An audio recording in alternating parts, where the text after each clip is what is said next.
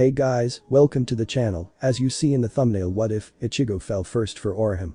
Before I start, please do support for more awesome content and subscribe my channel and like this video. Go support and follow the Hand-gyded for writing that awesome fanfic, and also make sure to comment on this story, link in the description. Let's start this video. The unexpected dark clouds rumbled obscenities, occasionally lighting up with forks of lightning.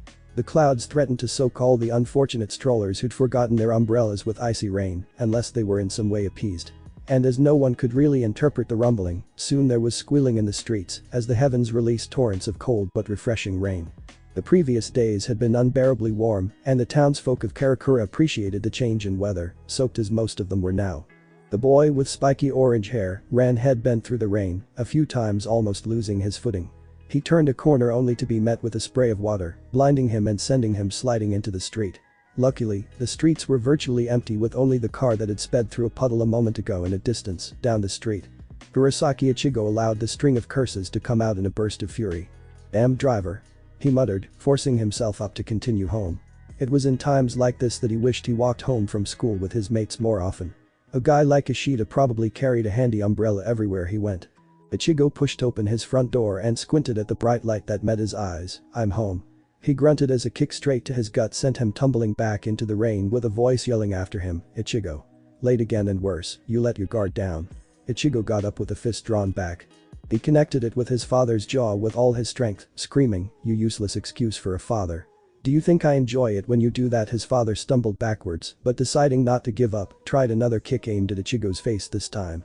Ichigo caught the kick and with a swing, threw his father out of the house. "See how you like it in the rain, you sadist." Then he locked the door and began his ascension up the stairs, ignoring the banging on the door. Ichigo met Karen on his way upstairs and mumbled to her, "Don't let Dad until dinner time." He got a whatever for a reply. Satisfied, he entered his room and flopped onto his bed. He had barely began to relax before his cell phone's ringing jolted him up. He reluctantly answered it. "Hello? Kurosaki-kun? Inoue? Inoue, is that you?" "Yes. Did you get home before the rain started?" Ichigo turned over, "Not really. I got pretty soaked." "That's too bad. Next time you should walk with me, I carry an umbrella." "I'll remember that." "Kurosaki-kun?" "Yeah?" The voice hesitated before speaking, "Are you free this Saturday?" "Oh? This Saturday?" Ichigo repeated, not sure what she was after. "You know that prize I said I won from Sweet Treats Recipes?" "Yeah." She'd recently won a radio competition for the best sweet recipe. Sweet salmon surprise. Grilled salmon and sweet red bean paste with a honey dipping. An absurd combination, but the judges had apparently enjoyed it. They had promised her a surprise prize in the mail the next week. Turned out to be tickets to the Cold Bacon concert this Saturday. You've heard of them, haven't you? He had. Cold Bacon was a new rock band and they were surprisingly good. Ichigo had heard a few of their tracks on the radio. "But Yaoi Mindo, will you come with me?" Ichigo was struck dumb. He'd honestly not expected to be asked out. What had he thought she was going to ask then? Especially after all those hints. He wasn't sure, maybe advice on if Tatsuki'd like to go to a rock concert, or maybe he didn't know. And now he'd been caught off guard. "Kurosaki-kun? Are you there?" Ichigo didn't answer, he was still trying desperately to think up an answer. "Oh dear," the line cut. He heard her sigh. Then he heard another voice in the background, "Sorry dial. Tatsuki? Why that little did she put Inoue up to this?" Ichigo spoke up, he thought up an excuse. "Now. I'm having a family dinner thing. Can we do this another time?" It was Inoue's turn to be silent. Ichigo almost thought she'd hung up. "Inoue? I'm really sorry." "Oh, that's alright, Kurosaki-kun. Family's important after all. I wish I had a family to have dinner with on Saturdays." "Smooth move, Kurosaki Ichigo." He thought, kicking himself mentally. "See you in school tomorrow." "Yeah, will do." He mumbled back. She hung up. Ichigo closed his eyes, cursing. He should have thought of a more sensitive excuse. He sighed and turned over again. Huh? Someone had entered his room. "Rukia?" He sat up. The petite girl stood at the door, silhouetted by the light coming in from the corridor. Her entire body was dripping water and her wet clothes clung to her, as did her hair to her forehead. "You liar," was the first thing she hissed at him. "How long have you been standing there?"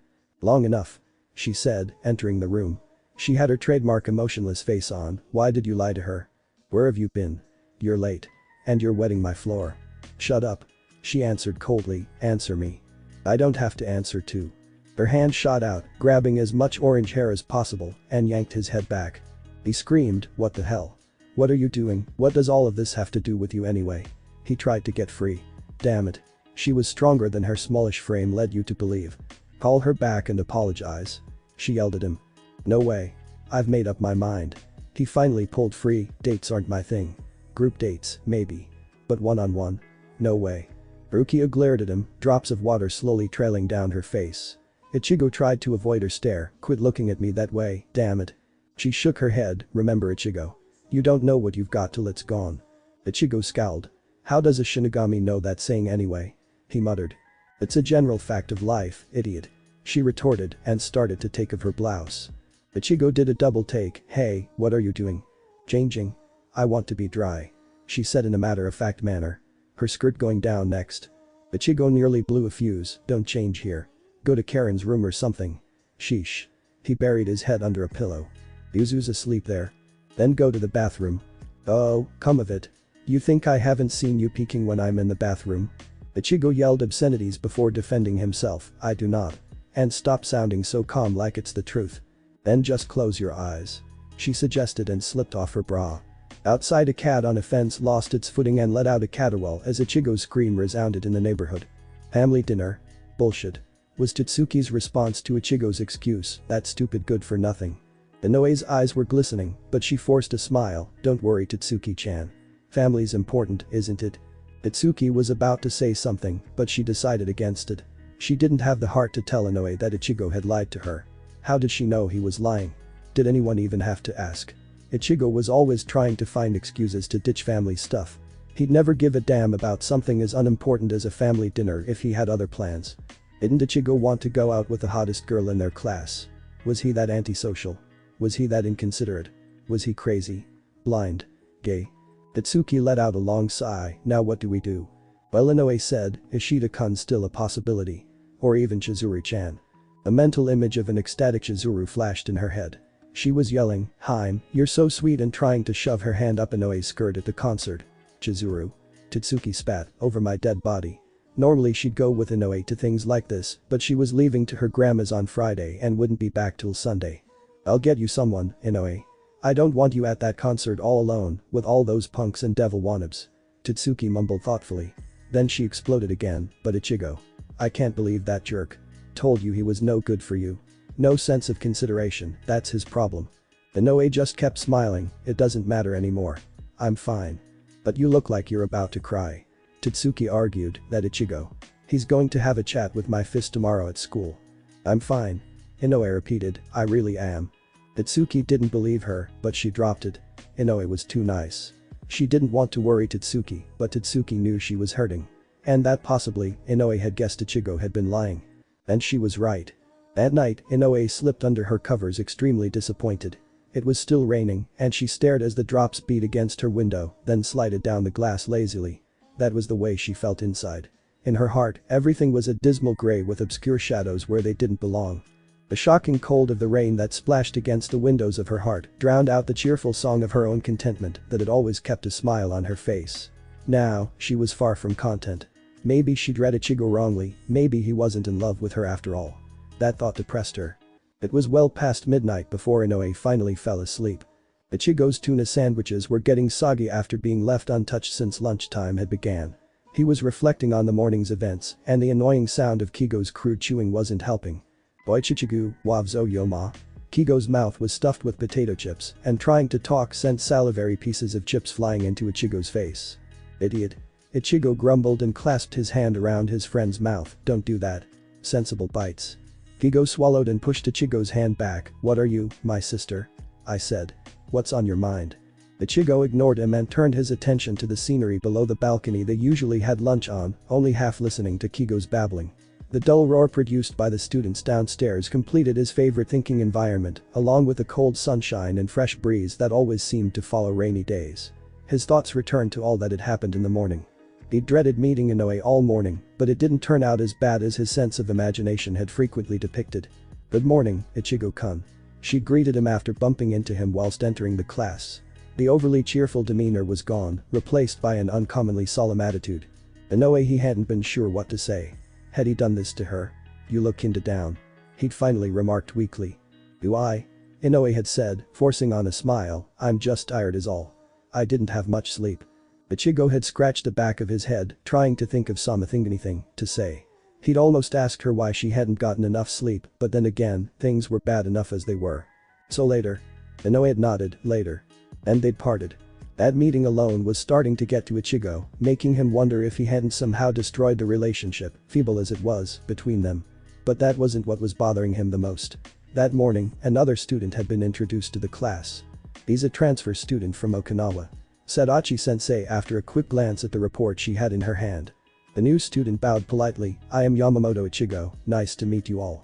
Yamamoto's blonde hair fell gently to his shoulders, beautifully complementing his navy blue eyes.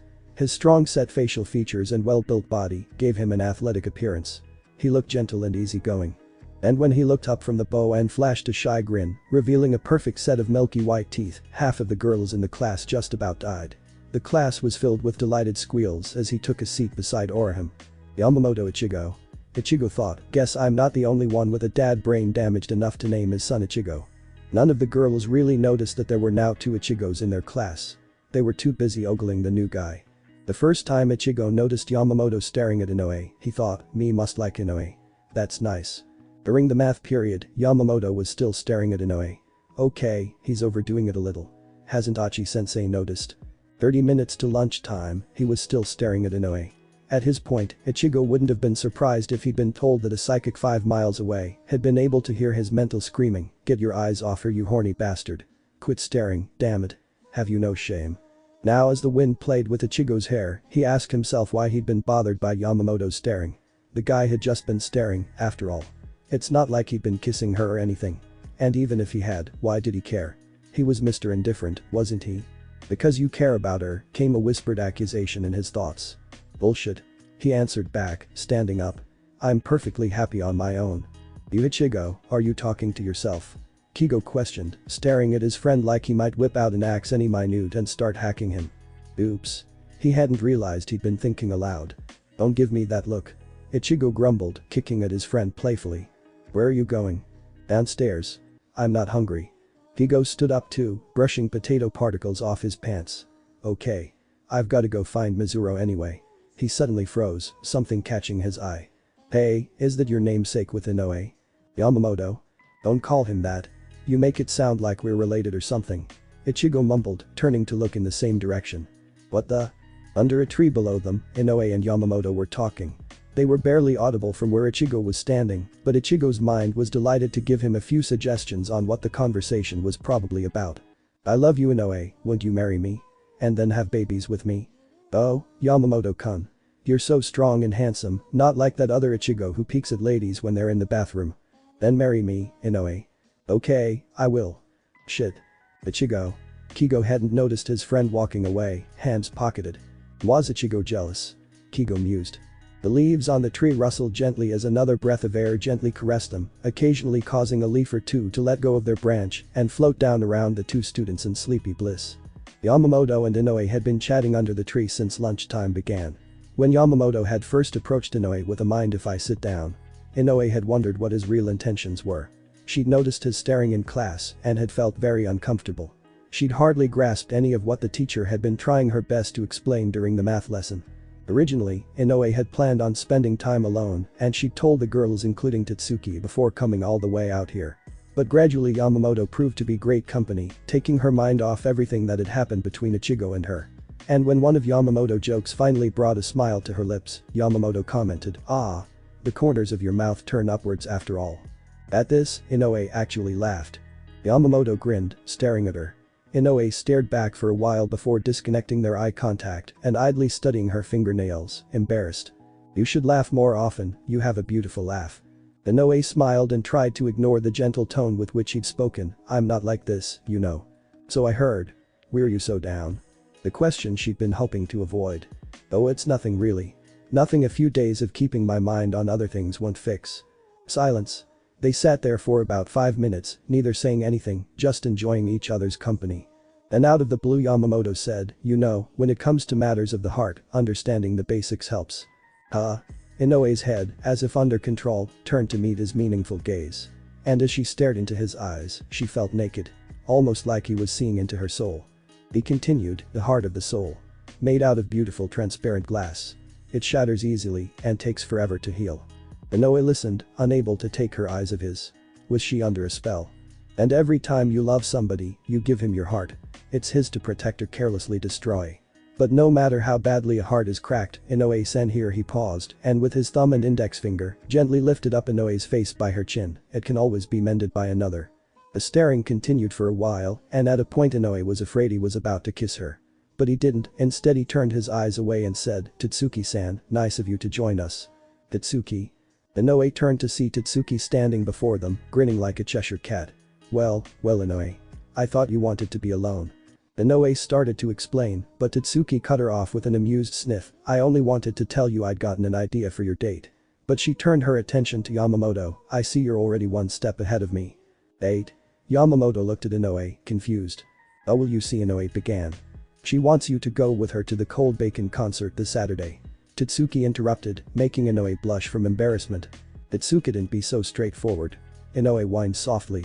They both looked at Yamamoto, who seemed to be considering it. Tatsuki didn't think there was anything to consider and was already impatient, well. Yamamoto looked up. Ichigo ran all the way downstairs and out of the school. He had to catch up with Inoue. What had she said on the phone? Next time you should walk with me. Well, he would. And while they talked about whatever they would talk about he'd casually insert, by the way Inoue, if you haven't found anyone to go with to the concert, I'd like to go with you. If you don't mind. Yeah, that was perfect. That way he wouldn't seem too desperate or anything. He wasn't sure why he'd changed his mind, he just changed it. He ignored his mind telling him, probably has something to do with the new guy. He just changed his mind. End of story. Sometimes minds changed, plans changed and all that crap. Shit. Why was his thinking so messed up? He spotted Inoue coming out of an ice cream shop. Inoue. Wait up. Inoue stopped. She knew that voice. Kurosaki-kun. Ichigo stopped right in front of her and bent over, trying to catch his breath. Damn. He hadn't realized he'd been running that fast. When he finally stood up again, he saw Inoue waiting patiently for him. Her hair glowed a fiery orange hue against the sunset, like hot coals on a winter night. Her skin, flawless, contrasted her hair perfecting the beautiful aura that surrounded her. Ichigo hadn't come to admire this girl but for a moment couldn't help being rendered speechless. Kurosaki. Sorry. Ichigo laughed nervously, I can just forget it. What am I doing? All previous planning seemed useless now, so he blurted out why he'd come after her, feeling like a complete idiot, I changed my mind. I'll go with Yao to the concert I mean he'll go with you, if you let me.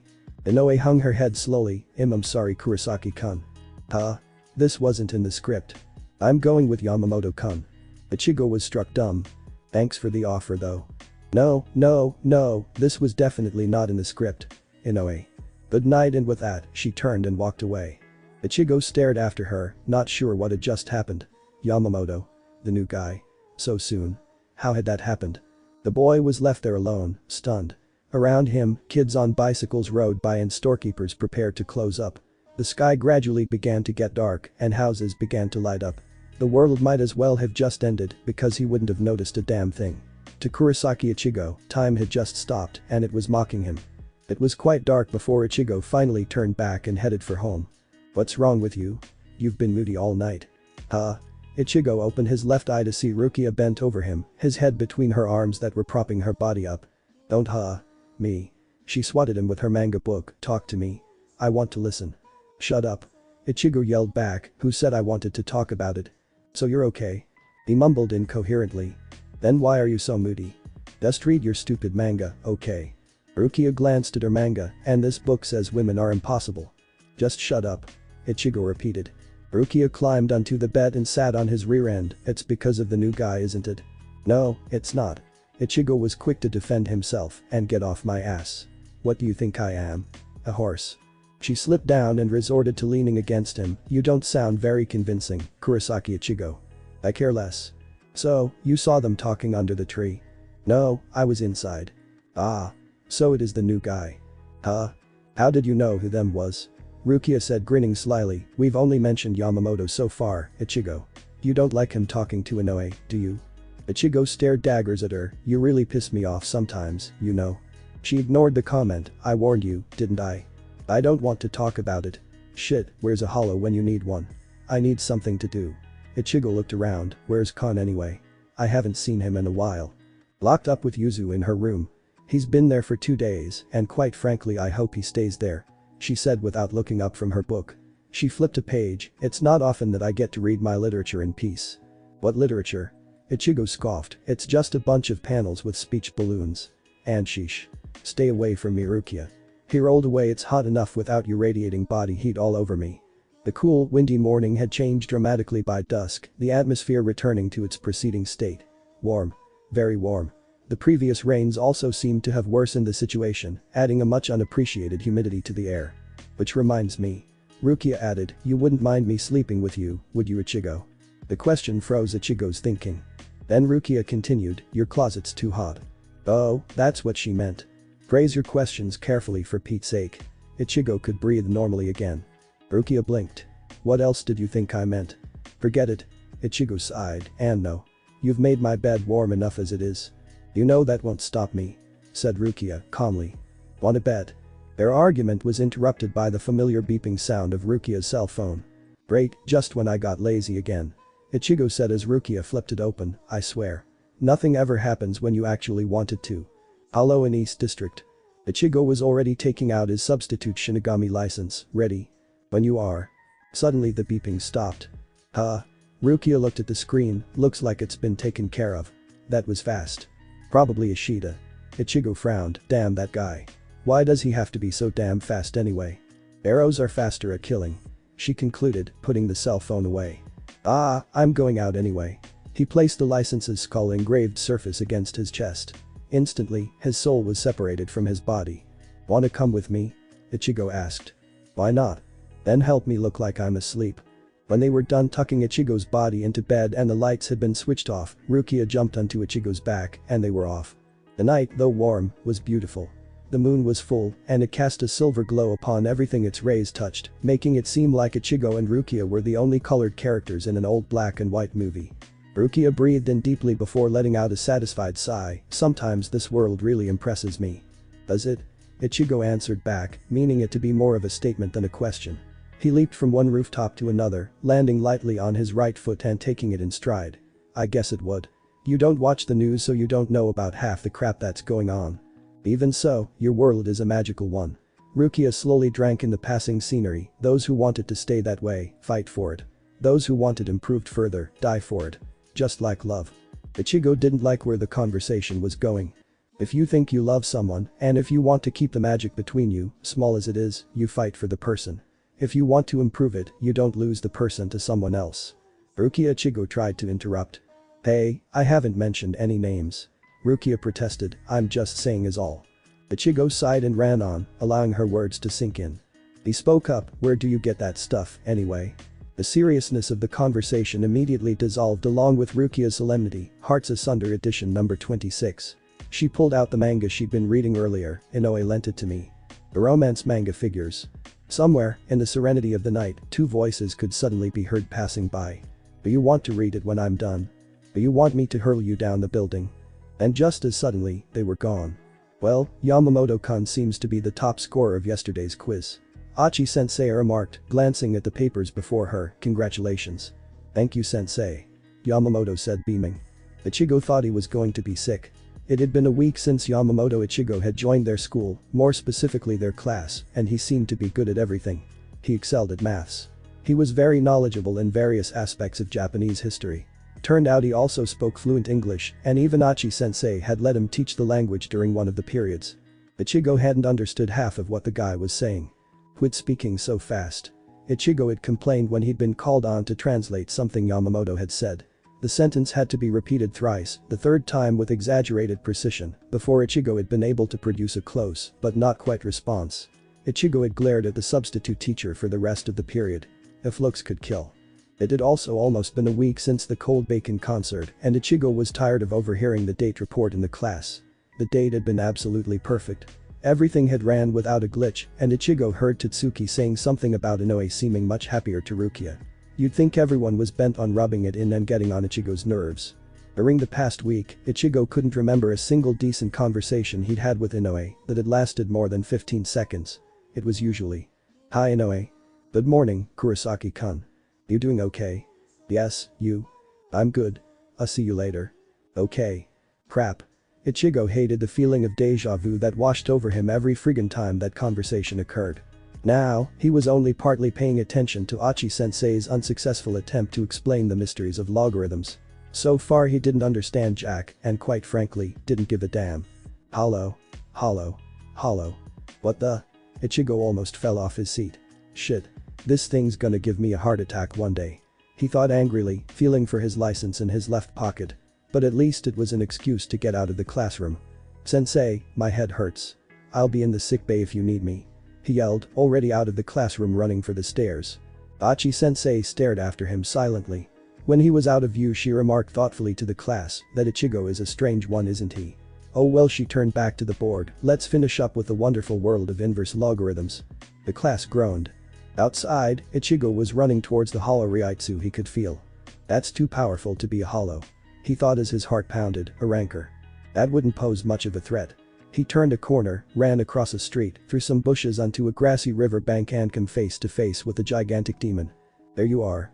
Ichigo muttered, pressing his license against his chest. For a minute I thought we'd have to play hide and seek first. There was an echoing sound of explosion as Ichigo's soul tore away from its prison. Ichigo quickly propped his body against a bench before turning to his soon-to-be opponent. Shinigami, the Arrancar's voice boomed, its voice dripping with malice. Time to try out my new body. And what a meal. It pulled out its Zanpakuto from a pouch along its thigh. I won't even waste Bankai on you. Ichigo said with a smirk. I make this as painless as possible. You won't even know what hit you, trust me. Ichigo promised, entering a stance. Don't be cocky, boy. A sickening grin stretching from ear to ear before opening up to reveal a pair of glowing purple eyes. You have no idea what I'm capable of. Yeah.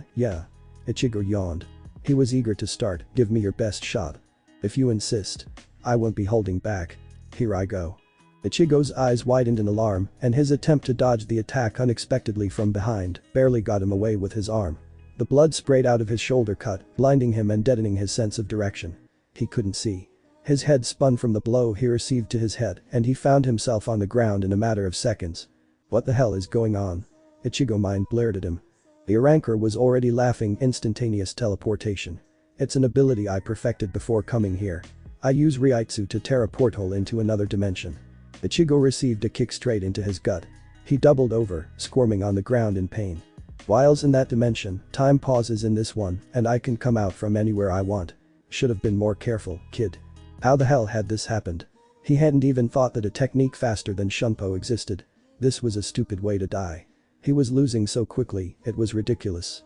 No, he couldn't give up. He'd flash step away and release his Bankai. That'd increase his chance of winning. Shit, his shoulder hurt. He tried to stand up, but the ground greeted his face with a dull thump as a heavy foot slammed upon him. Don't try anything. I ought to kill you right this minute, but I've got a better idea. It lifted up its Zanpakuto and said menacingly, but first I'm going to slice you up good. Let you experience real pain. Ichigo gritted his teeth, awaiting the first cut. Nothing came. Instead, he felt a warm thick liquid splash all over his body. My arm. He heard above him. Oh? Ichigo thought. Someone saving my ass. Well, that definitely boosts morale. His mind added sarcastically. He wondered who. Then he heard a voice coming from somewhere in front of him. It's not nice to bully teeth flash. Huh? Who on earth was that? Ichigo didn't recognize the voice. But he'd never forget it. The voice sounded like two voices synchronized. One human and familiar. The other monotone and cold. What was going on? You again? I thought I'd lost you, did you follow me here? The voice came again, of course not. I don't have time for that. Guess it's just plain old dumb bad luck we had to meet again. Bad luck for you, that is. You're in Arrancar now, I see. That won't make much of a difference. You do realize that once I'm in the teleportation dimension, you're as good as dead. Hear me? Of course. The voice paused before adding softly, exactly why you'll never make it there. Instantly the weight on Ichigo was lifted off as the Arrancar disintegrated, sliced through by whoever had come to Ichigo's rescue. Ichigo's regular breathing slowly returned. Who had saved him? And how had he known the Arrancar by name? He wished he'd seen what had been done to destroy the Arrancar. Ichigo painfully got back on his feet and tried to focus his vision. Kurosaki-kun, I'm disappointed in you. The voice came cheerfully, you couldn't handle small fry like that. I underestimated him. Ichigo grumbled, his eyes still not forming a clear enough picture. But gradually he regained his sight. Do you even know who's talking to you? The voice laughed. His focus rested on the figure's face. The first thing he noticed was the half-hollow mask covering the left half of it. Half a mask. The next things he noticed were the blonde flowing hair and navy blue eyes. And then the milky white grin. Holy shit. Yamamoto? Ichigo wasn't sure whether to believe his eyes. What's up, his dual voice echoing as he stuck his Zanpakuto in the ground and jovially leaned on it. Kurosaki Ichigo. Ichigo just stood there, hunched, trying to make sense of the whole situation. Hello, Yamamoto sang, waving his hand at Ichigo, as if trying to get his attention, or if to Kurosaki-kun. Ichigo stood up straight. You're a vasored. Yamamoto rolled his eyes, obviously. I have both a mask and a Zanpakuto in case you haven't noticed. How come I never felt any special Reiatsu from you? Ichigo asked, partly to himself and partly to Yamamoto. I've learned to compress my Reiatsu to the point where it can't even be felt. He pulled his Zanpakuto out of the ground and swung it over his shoulder. Neat, huh? I can teach you how to do it sometime. No thanks. Ichigo shook his head, asking again, and what's with that voice? You sound like one of those swollen-headed aliens from a retro sci-fi movie. Oh, the voice. Yamamoto's smile widened. Let me introduce you to my hollow, Doomsday. Yamamoto's facial expression suddenly transformed into a cold stare. Nice to meet you. Ichigo's eyes widened. And for a long time, he was lost for words. Yamamoto's expression changed again, and this face smiled. Yethi are all like that when they first meet him. Well, Kamian. Say something. Ichigo mouthed the words holy shit. Yamamoto frowned. Don't be all odd like you haven't met a hollow before. Or else how did you suppress your hollow? Ichigo tried to clear the astonished look off his face. How did you know I was a vasored? Oh please. I could feel the hollow Reiatsu inside you. Easy. You really must let me teach you how to hide it completely. That way you can. He launched into a salesperson imitation, rescue your friends, impress your enemies, shake that feeling of inadequacy off your shoulders. And all this and more for just $12.99, each lesson taught separately, batteries not included. You've been doing your homework. Ichigo muttered, ignoring the last part. Of course. Yamamoto's grin never fell. After all, you are my competition. Ichigo didn't understand competition. Yamamoto walked over and talked right into Ichigo's face. For Inoue, dumbass. What? You think this is a game over, Inoue? Ichigo questioned, incredulous. Don't be stupid, of course it's not a game. Yamamoto flicked Ichigo on the forehead, nearly causing him to lose his balance. If it was a game, that would mean you actually had a chance of winning. Ichigo narrowed his eyes, growling. Was Yamamoto that tired of life? Because, at that point, Ichigo would have gladly helped him lose it. Careful, tiger. That thin thread of flesh still keeping your arm on doesn't look too strong. High blood pressure could easily cut it off. I don't give a shit about that. Ichigo whispered back fiercely. Yamamoto's smile disappeared. You can't beat me, Ichigo. You know why? Because every time I fight, I don't fight alone. Doomsday and I are an invincible team, so get that straight. Ichigo's face screwed in confusion. You teamed up with your hollow? Yamamoto nodded with a half smile. He withdrew and started to pace in front of Ichigo, as if starting a speech. You know the problem with you other Vasords. You're control freaks. The hollow inside you has incredible power and all it wants is a piece of the action. But what do you? He stopped and turned to Ichigo with an accusing tone. You beat it up, suppressing it for God knows what. And when you get its power, you can't even use it to full effect. He started to spit out the words, blunder. And fail. You force the hollow mask to stay on, thereby forcing an unwilling servant to work. And worst of all, you try to copy its techniques. He slapped his forehead. God. Don't you feel stupid using a technique you didn't even create, a technique created by the very thing you tried to suppress? So how did you do it? Ichigo panted. By now he was bending over again, and his breathing had gotten labored. It seemed like Yamamoto had been waiting for this very question. Aha. See, I'm smarter than all of you. Well, you guys wasted however many eons suppressing your hollows. I improvised. He tapped on the mask covering the left half of his face. I made a deal with my hollow when the time came to fight it. Now whenever I have a tough fight and we synchronize, he's entitled to half my consciousness, and I have full access to his strength, speed, endurance and more importantly, his techniques. I didn't even have to learn Bankai, he gave it to me for free. He gets his piece of the action, I get my needed help. See, it's win-win, everybody's happy. Then he stopped his tirade and looked thoughtful. Will everybody except my Zanpakuto? It wasn't too happy about giving up its job to Doomsday. But what gives a damn? By now Ichigo was chuckling softly. You can stop explaining. I get the idea. Yamamoto looked puzzled. What are you laughing at? You're not exactly in that kind of position. Idiot. With much difficulty, Ichigo straightened up again. Do you really trust something as devious as a hollow? Do you think it'll stop at just half your consciousness? Ichigo snickered knowingly. You're too ignorant for your own good. Yamamoto dismissed the idea Ichigo was trying to push, "You're just jealous." "Yeah?" Ichigo turned away, "Then jealous old me'll leave you alone. You can just take your hollow friend and go screw him. See if I give a damn." "Where do you think you're going?" "To Inoe's." Ichigo answered over his shoulder. He heard Yamamoto sigh behind him, "Is that all she's good for? Her healing?" "See Ichigo. You're proving me right." "Shut up," was the muttered response. "Admit it. I'm a cooler, more popular, more powerful, not to mention much cuter version of you." "Shut up." This time, louder. "Unlike you I keep my word. Unlike you I can protect my friends. Unlike you, I noticed Inoue and will return her love." "Shut up." A vein on Ichigo's temple threatened to pop. "And when you die one day from your own incompetence, I'll be all that's left. I'll be the Ichigo. And you'll be forgotten by Inoue." Ichigo whirled around viciously, pointing at Yamamoto. "I said shut up, shithead." Yamamoto smiled satisfied as the mask on his face shattered into nothingness. "I'll take you to Inoue." His voice had returned to normal. "I can go myself." But Ichigo's outburst had been too much for him and his legs gave in to fatigue, sending him to his knees. "Oh no, I insist." Yamamoto said, walking over to him, "I'll put you back in your body and just tell Inoue I found you in this state over here. In her eyes, I'll be a sweet hero who went out of his way to help her friend. I'll tell her to take care of you then leave her to work her magic. It'll be nothing to her but another failure on your part to do what you always promised to do. Protect. So, it's no problem for me. I'll take you." Ichigo fell face first into the grass, breathing the words, overmighted. He never finished. His world rapidly filled up with darkness, Yamamoto's laughter echoing in his thoughts. The night was unbearably warm, an expected follow-up from the afternoon's heatwave.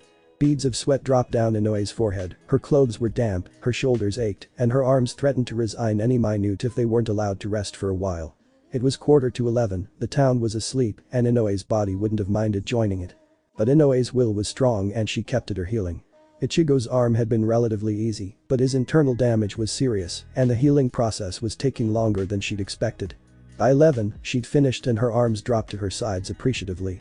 Standing was also a problem, kneeling beside the mattress Ichigo had been laid on had taken a toll on her legs as well. Originally when Yamamoto had brought in the unconscious Ichigo, Inoue had wanted him to place Ichigo on her own bed, but Yamamoto would not allow it. "And where will you sleep?" Yamamoto had asked. "I can always sleep on that mattress in the corner. It's for Totsuki when she sleeps over." So Ichigo had rather been placed on Totsuki's sleepover mattress. Inoue sighed tiredly as Am and Shun flew up to her. "Thanks guys." Inoue whispered, not wanting to awake Ichigo. "No problem." Shun whispered back with a smile before they transformed back into clips and joined the other four in Inoue's hair. The house was dead silent and Inoue, though barefooted, made audible squeaking noises on the wooden floor while walking to her refrigerator. She took out the bowl of strawberry ice cream she'd put away when Ichigo had been brought in and walked back to her room. She sat on the floor by Ichigo's mattress and resumed eating her dinner. But her scoops were slow and her swallowing was half-hearted, her mind totally somewhere else. "It was really nice of Yamamoto to bring you over here, Ichigo." Inoue mentally spoke to the sleeping boy. Sometimes in her thoughts, Inoue called him by his first name. To Inoue, it was daring and made her feel closer to him. Oh, that she would be able to call him by that name someday, without feeling disrespectful or out of line. In her dreams, when she called him by that name he responded with a smile. He'd cup her face and his hand and whisper to her "I love you." In her dreams, she was not afraid to tell him how she felt.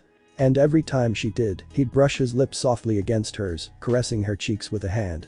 Allowing her to kiss back, enjoying the lack of distance between them. It felt oh, so heavenly. And if at that point they were in a bedroom, well. Inoue sighed. She looked at Ichigo's sleeping face, dimly lit by the street lamp light streaming in from a window behind her. She looked around, making sure no one had unknowingly entered the room to watch her, though that was impossible, and touched Ichigo's face gently. Starting from his forehead, she traced his features to his jawbone, trying to memorize everything she touched. She allowed half a smile to play upon her lips, thinking to herself. Deja vu. When had a situation like this risen? The night Ulquiorra had allowed her to say goodbye to a person of her choice. That night, Ichigo had been recovering from his fight with Grimjo, and when Inoue had entered his room to say goodbye, her lips had been inches away from their first kiss. Even now as she bent over again, carefully debating on whether she dared do such a thing, her lips tingled with the anticipation of it from the very thought of it. She leaned over some more and then on second thought, traveled up to his forehead and planted the kiss there. Slowly, softly, passionately so that when she drew back she was satisfied. For now. Ichigo, she whispered, unconsciously speaking her thoughts. Yamamoto's a really nice guy. He makes me laugh, he makes me think. He's really sweet. But despite his namus, not you. You're the one I fell in love with, Kurosaki Ichigo. She withdrew her hand and hugged herself, rubbing her arms slowly. And that's why being with him is not the same as being with you. I'd sooner die at your side fighting to save something you believe in than live a lie, claiming to love someone else. I love ya so much. She turned and gazed upon the stars, making a wish, and I hope someday, you love me back someday. Shit. What a headache. I feel like my brains are splitting or something. Ichigo sat up, his hand running through his hair repeatedly. Where am I? How did I get here? Ichigo looked around him. The room was semi-dark, and a blinking digital clock on the wall confirmed it to be 2:30 in the morning. He was on a mattress, in a room he'd never been in. Crap. Had he gotten drunk at some stupid party Kigo probably hosted? How had he been talked into that? Suddenly, memories flooded back. Yamamoto. Then he was in Inoe's house. Well, he was healed, wasn't he?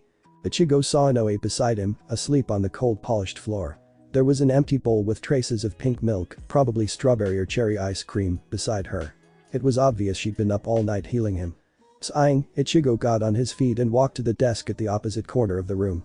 He picked up a pen, quickly scratched something on an available post-it, and placed a pen over it to keep it from being blown away somehow. Then he walked over to Inoue and regarded her for a while. She could get a cold sleeping there. He carefully picked her up in his arms. She was very light and transferring her to her bed was an easy task, and thankfully she didn't wake up. Better get going.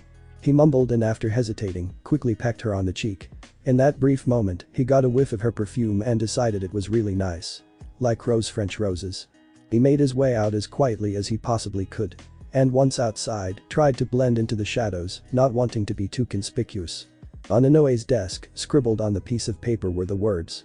Elongated shadows draped sections of the streets with a cool darkness, leaving the untouched sections to bath in the glorious golden light radiated from the sunrise. A cyclist or two occasional rode past Ichigo, determined to keep fit. Soon, sleepy people were dragging themselves outside to pick up newspapers they'd read at work instead of working and check for the mail they'd cut up and dispose off after a quick glance through its contents. Storekeepers shook their welcome mats clean, filling the outside air with dust that'd eventually end up inside their stores again. And as Ichigo walked by homes, witnessing a regular morning in Karakura town, he was also reminded of the many students who were taking their baths, putting on uniforms, having breakfast. To them, it was just another day, for most of them to go to a school they didn't like, to sit before a teacher they wouldn't listen to, and to learn things teachers said they needed, but they themselves never used. Just another day, and Kurosaki Ichigo wasn't going to be a part of it. He'd ceased to be really part of normal life, ever since he took up the job of a Shinigami. And sometimes, when he wasn't thinking about anything in particular, he wondered if the Ichigo deep inside would have preferred a simpler life. Maybe. Too late to find out, wasn't it? Ichigo had decided to start the day as early as possible. He hadn't exactly felt like $1,000,000 leaving Inoue's house without at least saying thank you in person. But he needed the day young if he wanted to finish all he wanted to by the end of the day. He had a weird feeling his day would include traveling. Crap, he hated traveling. Standing in line to buy tickets, getting on the coach or train or plane, it didn't really matter, the long boring way he'd hated it all. Now he was coming from home, where he'd had a quick shower and eaten a sandwich. No one had been up yet, and he had briefly checked on Karen and Yuru to make sure they were alright. Kon had looked exhausted, dressed in ribbons and frills, he'd also been fast asleep. Ichigo hadn't bothered with his dad, though he'd left a message on the refrigerator door. I'll be home late. Karen, keep an eye on dad. Yuru, keep an eye on everybody. Ichigo. Another message had been left on the door of his closet. Rukia, I've got an errand to run. Cover for me at school, think up something good. I'll fill you in when I get back. Don't touch my stuff. Ichigo. As the abandoned warehouse came into view, he wondered if it was worth the trouble. If you think you love someone, you don't lose the person to someone else. What the heck? Ichigo mumbled, entering the warehouse. No barrier. Good. That would have made things more complicated. Hirako. Ichigo yelled into the darkness. He proceeded further inside. Hirako, you in? Shit, I hope they didn't move or anything. Then, what would I do? Ichigo wondered, scratching the back of his head. There was movement at the corner of his head. The slap got him squarely across his face, sending him spinning. What the hell? Ichigo tried to steady himself. A girl in a red jacket and jeans with blonde pigtails stood before him. She was tossing and catching a slipper in her right hand repeatedly, her left hand on her hip. You've got a lot of nerve coming here, Ichigo. She said. Yori. Damn right. What the hell was that for? He screamed, his nose flaring. For using us the last time. You didn't even join us. Join you? He couldn't believe what he was hearing. "The first time I entered this place I clearly told you I wouldn't join you. You guys taught me to suppress my hollow anyway. Besides, when the war was over you're the one who said I could visit anytime." Bullshit, everyone was happy that night. I said that out of joy, relief, satisfaction and all that other crap. Ichigo frowned. What kind of stupid ass excuse was that? You guys sure are making a ruckus. A bored voice came from above, echoing in the warehouse. Ichigo looked up and his face brightened. Hirako. He was standing upside down on one of the wooden beams that stretched across the ceiling. The blonde boy grinned. "Ichigo. Long time no see." "Yeah. Same here. Hey, could you please tell Hiyori to get off my case?" Hirako tried. "Saragaki-san, could you leave us alone for a while?" Surprisingly, she turned away with an offhand wave. "Whatever. I'm going back below." Ichigo sighed with relief. Then looking upwards, he said with a serious expression, "We've got to talk." Hirako allowed himself to drop, landing on his left foot with his head bowed. Then he looked up. "The hell's wrong this time?" Hirako. Ichigo started. "Do you know anyone by the name Yamamoto?" Ichigo. Hirako's surprise could have been read a mile away. "Yamamoto?" Ichigo's absent again. Achi-sensei mumbled to herself as she marked the register. She looked up. "Does anyone know what's wrong with Ichigo?" The class was silent. Slowly, Rukia lifted up her hand thinking, "You owe me one Kurosaki Ichigo." "Ichiki-san." With the most serious face she could muster she said, "Diarrhea, sensei." Half the class burst into laughter and a small smile crept onto their teacher's lips. "Well, I guess that's a more interesting excuse compared to falling down the stairs. Thank you, Kichiki-san." Yamamoto smiled smugly. He had a good guess where Ichigo was. "Find out, Ichigo," he thought, "find out everything. You still won't be a bee to do shit when you get back. I want your life, Ichigo. And I will get it." Yamamoto. "Ichigo. That bastard's again." Hirako repeated to himself, his face glistening with sweat. They were sitting outside the warehouse in the hope of enjoying a breeze. So far they'd hardly had as much as a breath of wind. The sweltering heat had been constant every day starting as early as 7 am, and many were getting quite fed up of it. "I never thought I'd hear from him again." Hirako wiped his forehead with his shirt sleeve. "Damn this heat." Ichigo could feel extremely warm air rising from his shirt, but he hardly took notice of it. "Screw the heat. Tell me about Yamamoto, that's why I came here." "Well," he began, "I remember Hiyori couldn't stand him." "She's not the only one," Ichigo muttered. "Huh? Nothing, continue." "Like you, we contacted Yamamoto in his school. We were based in Okinawa then, we had just acquired our Vasored powers, and we were eager for more members. Yamamoto's spirit pressure was just Hirako tried to find a word, but for lack of a better unsettled for, huge. Hirako sighed and continued, turned out his father had been a Shinigami who married a human woman, so Yamamoto had acquired his own Shinigami powers. Whoa, hold up. What's going on here? Yup, but Yamamoto had a screwed up life, you know what I mean. His mother was killed by some hollow called Death Flash. Is this some kind of practical joke? Like you, he turned us down the first time. Everything he's saying. Then one day, he and his friends were attacked by Death Flash and he lost deadly sounds. So he came to us for help. And returned to beat the shit out of Death Flash. Death Flash escaped though. Me. Ichigo whispered, staring at the cement sidewalk beneath his feet. Huh? Hirako had heard the whisper. I thought you'd think that. Hirako stood up. Ichigo, your life is nothing compared to what Yamamoto went through. Yamamoto lost most of his friends the night Death Flash attacked. Ichigo looked up, trying to contain his horror. He lost the only girl he'd ever loved when she moved to Europe to further her study. He never got the chance to tell her how much he loved her. Hirako leaned against a lamppost, and the only group he felt he belonged to rejected him. You guys threw him out? Yeah. When Hiyori discovered Yamamoto hadn't beaten his hollow but worked alongside it instead, she was furious. Are you retarded? Her hand shot out, pulling by Yamamoto closer by the collar. Get back in that stupid head of yours and defeat it. Tonight. Yamamoto pushed her away. You know what, I'm sick of your stupid bossy attitude. Why don't you just go jump of a bridge, you egocentric pigtailed brat? There was a gasp in the room. Hiyori's left eyebrow twitched violently. Say again. You heard me. You're just jealous I found a faster way of becoming a Vasored. Vasored? Hiyori smirked. You're no Vasored. Vasoreds are fully masked. No wonder, I never could figure out why you were the only one with half a mask. There was the rasping of metal, and soon Yamamoto had the tip of a sword beneath his chin. Finish your suppression, Yamamoto. Hiyori whispered, or I will slice you to bits, so help me God. God? Yamamoto repeated, grinning. Hiyori, with this power, I am God. In short, Hiyori thought he was a ticking time bomb, and Yamamoto decided she had ticked him off for the last time. He left the group and we moved here. Ichigo was silent, completely lost in thought. Will I end up that way? Hey Ichigo. Ichigo looked up at Arako. Arako hesitated, then said, I know I'm in no place to give you advice or anything. But if you're worried about ending up like Yamamoto, personally I don't think you'll get that bad. Ichigo wasn't so sure. How do you know? Well, for one thing, I've seen his Bankai and yours is way cooler. He said with a grin. Ichigo smiled back. Not much of a guarantee. He thought sadly. He stood up from the sidewalk, brushing dust off his butt. One more question, Arako. The Vazard waited expectantly. How much is a ticket to Okinawa? He asked you on a date. Inoue didn't answer, she just forced another spoon of jello into her mouth. It was after school and Inoue had just told Tatsuki about Yamamoto's proposal. Tatsuki was already on her feet. Inoue, this is great news. Where'd he ask you to? Movies, dinner, his house. Dinner? She replied quietly. What's with the whole big deal face? Tatsuki asked, a little angry. Isn't that what we wanted? So you could forget about Ichigo. You're acting like you're still in love with him. Immediately, Inoue's eyes brimmed with tears, a drop spilling out of her right eye and traveling down her cheek. Uh-oh. Oh Inoue, I'm so sorry.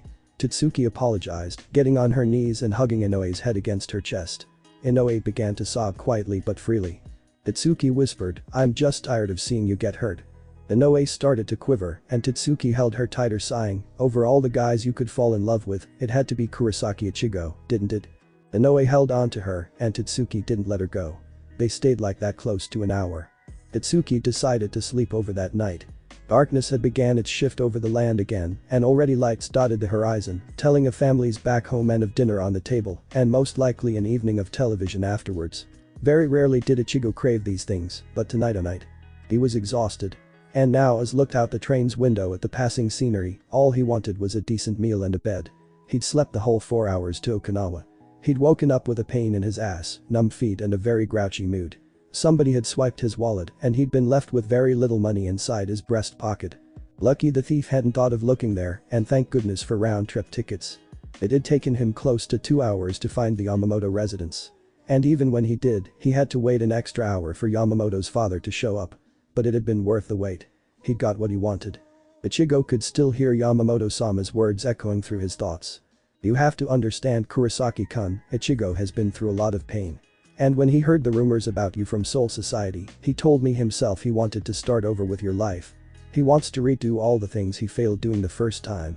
He wants to be able to save his friends, he wants to be able to keep his promises, he wants to be able to return a girl's love. He'll steal your life from you, Kurosaki-kun, if you give him the chance. When Ichigo had gotten up to leave, the aging Shinigami added, and that hollow he made a bargain with will betray him eventually.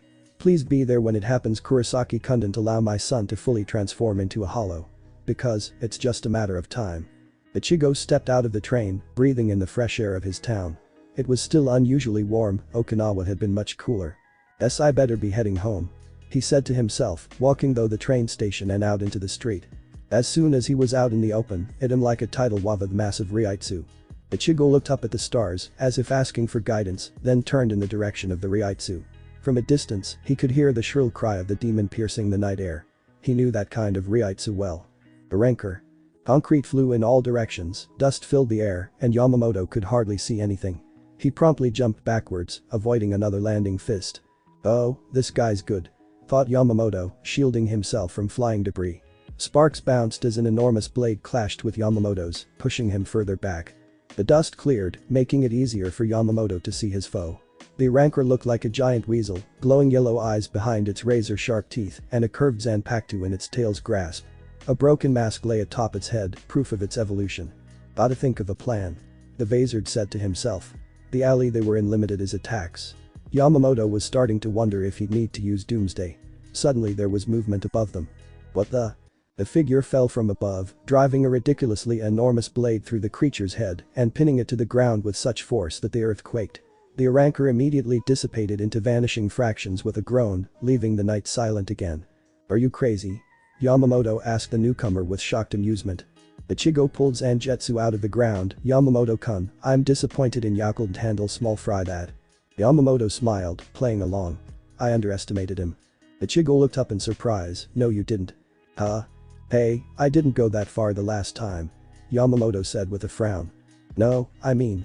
Ichigo continued confused, isn't that why your mask is on? My mask is on. Yamamoto felt his face. Sure enough, he could feel the cold hard surface over the left half of his face. It was Ichigo's turn to frown. How can you not notice that your mask is on? I don't put mine on. When I want doomsday, it grows as a part of my skin. I can't really tell when I have it on and when I don't until I feel for it. Yamamoto muttered, still feeling it. So it can take over without Yamamoto even realizing it. That's not a good sign, Ichigo mused. This is weird, it's never happened before. Yamamoto sounded worried. So ask your buddy what's going on. It had been meant as a sarcastic joke, but Yamamoto took it seriously, closing his eyes and listening, it seemed, to silence. Ichigo shook his head and folded his arms. A look of relief came over Yamamoto. Before you came, I considered using Doomsday. Doomsday sort of took his permission. Just a minor misunderstanding. See? Ichigo didn't reply, he just stared at Yamamoto's face. Yamamoto raised an eyebrow. What's wrong? Do I have a zit or something? Does the mask make me look chubby?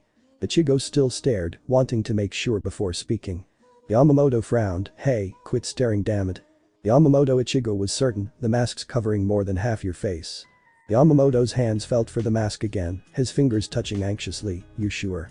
Yes, I'm sure. No. Wait. You sure? No, I get kicks out of scaring blonde guys. Ichigo said, already losing his temper. Of course I'm sure. Yamamoto mouthed an uncharacteristic shit. Ichigo took the opportunity. See, this is proof that your hollow can't be trusted. That hollow you made a bargain with will betray you eventually. Don't allow yourself to fully transform into a hollow. You've got to suppress it before it's too late. Yamamoto's eyes widened, and for a brief moment Ichigo thought he'd gotten through to him. Then Yamamoto grinned. Ichigo, you sly dog. He laughed. I mean, I knew you cared, but no, seriously, I'm touched you cared this much. He laughed again at Ichigo's apparent confusion. I mean, you went all the way down to my hometown Okinawa. Don't act like you don't know what I'm talking about. I know my father's words pretty well. He breathed them down my neck practically every day after I became a Vazard, every day of that miserable life. He began an imitation of his father. Son, don't allow yourself to fully transform into a hollow. It'll betray you eventually. Please say yada yada yada yada. Ichigo clenched his jaw. He just cares about you, you idiot. Chuckling, Yamamoto turned away. If he really cared, he'd send over a few bucks. I'm running out of milk. Ichigo started to walk away. You don't deserve a father like that. Go to hell. Oh, I almost forgot. Ichigo. Ichigo stopped in his tracks. I'm going out with Inoue again this Saturday. Do you have a tux I could borrow?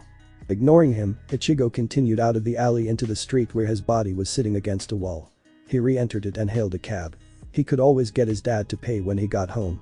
Besides, he didn't feel like walking. Ichigo. The stuffed animal ran around in circles, flailing its arms before sliding to a stop at Ichigo's feet. You're so mean. Leaving me in the hands of your sister to be tortured again and again and again. And did you even wonder how I was doing? No. You were off on adventures, touring towns and cities. I know you're cruel, but how could you do this to me? Shut up. Khan's antics were getting on Ichigo's nerves, and it was only one town, plus I didn't tour it, I went to see someone. Continuing like he hadn't heard him, and you left Nissan all alone. Don't worry Nissan, I'm here for. His speech was replaced by a squeak as Rukia's foot came down on him. You haven't been here 10 minutes, and I'm already missing the peace and quiet we had when you weren't here. I've been reading the same sentence again and again for the past 5 minutes. An's muffled whine came from beneath her foot. Surely you don't mean that, Nissan. Oh Nissan, I missed your sadistic methods of expressing love so much. That earned him a kick, sending him bouncing against the wall, ceiling, and finally falling into the wastebasket. Anyway, Ichigo said, I'm supposed to keep an eye on Yamamoto. Hopefully, his father and I are just being paranoid. We don't exactly crave one another's company, but I don't want to be the guy to silence him either. All this would be much easier if he'd just stop being such a smartass and go through with the suppression. But no. Rukia flipped to the next page of her manga. Ichigo walked over and snatched it out of her hands. Are you even listening to me? Hey. Rukia tried to take it back. I'm reading that. Martin is about to choose his true love. Martin? That wasn't Japanese. This is in English. Ichigo discovered after flipping through the comic book, most of the strange alphabets meaning absolutely nothing to him. Ooh-hee. Rukia laughed nervously. Yamamoto lent it to Inoue so she could improve her English, who lent it to Tatsuki during a sleepover, who had no use for a romance manga, so lent it to me. This book's Yamamoto's. A vein was visible on Ichigo's temple. Outside, a bus driver unknowingly run over a comic book, ripping its pages apart. Poor Martin would never experience true love. Ichigo shut the window and turned back to Rukia. Now give me some advice. That's the whole friggin' reason I wasted time filling you in. Rukia sighed. Ichigo, there's nothing you can do. This is down to Yamamoto's decision. If he ignores the warning, he'll have to pay if the hollow takes over. End of story. Ichigo stared at Rukia. You're awfully blunt sometimes. Sorry, a habit I picked up from Nisama. You know, Inoe's going out with Yamamoto again tomorrow. So I heard. Ichigo muttered. Then he looked surprised. Hey, wait. Tomorrow? I thought it was Saturday. Tomorrow is Saturday, idiot. Yamamoto's going out with Inoue. Khan's head came up from the side of the bed, his body following, and Ichigo's okay with that. Doesn't that make you feel awkward or anything? Ichigo. Ichigo. You listening? Don't ignore me, Ichi. Ichigo swatted him of the bed with a magazine. Can't you just shut up? If you want to keep an eye on him, follow them. Rukia suggested. Ichigo scratched at his chin thoughtfully. You mean like a double date? Rukia frowned. Actually, I meant from the rooftops in Shinigami form. But a double date. He guessed that would work. Heh. A great idea coming from you. Isn't that a bit unusual? The sound of the smack resounded throughout the neighborhood. Next time I'll use full strength. She said calmly with her eyes closed, trying to regain composure.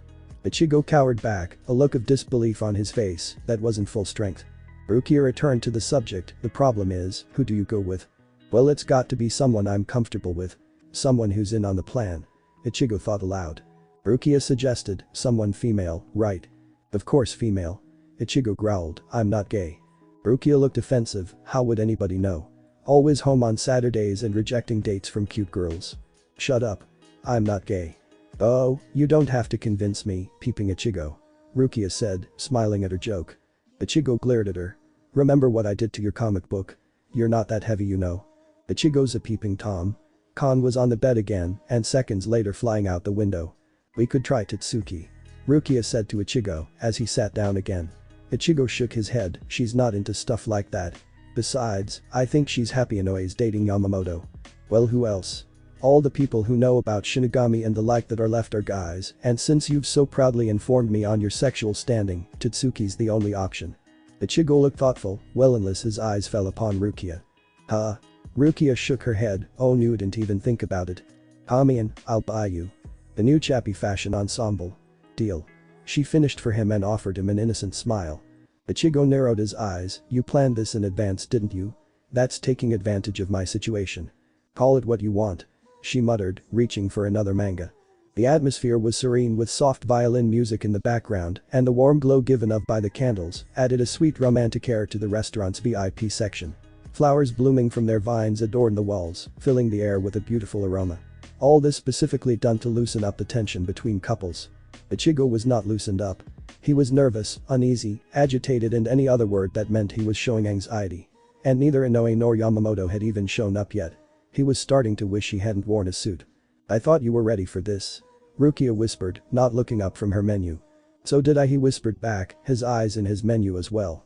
We're not backing out, you know. I didn't borrow this black dress for nothing. Her dress was a sleeveless knee-length one with the outline of a bunny on its right breast done in glittering studs. How'd you get Yamamoto to agree to this anyway? Probably eager to have you watch him date the girl you were stupid enough to turn down. Rukia said, obviously bored. His way of gloating, I guess. They're late. He glanced at his watch. They're here. Rukia said. Huh? They're here? Ichigo looked in the direction of the door. Yamamoto had his arm around Inoue's shoulders. Hello Kichiki-san, Kurosaki-sama. Oh, in public I'm Kurosaki-sama am I? Ichigo thought wryly, God, this guy's corny. He really did wear a tux. Inoue on the other hand, was wearing a silky green flower print dress. It had no sleeve on the left arm and a tight long sleeve on the right. The dress clung at all the right places and brought out her figure beautifully. She was quite a sight. They took their places at the table, the Ichigos facing each other and Inoue opposite Rukia.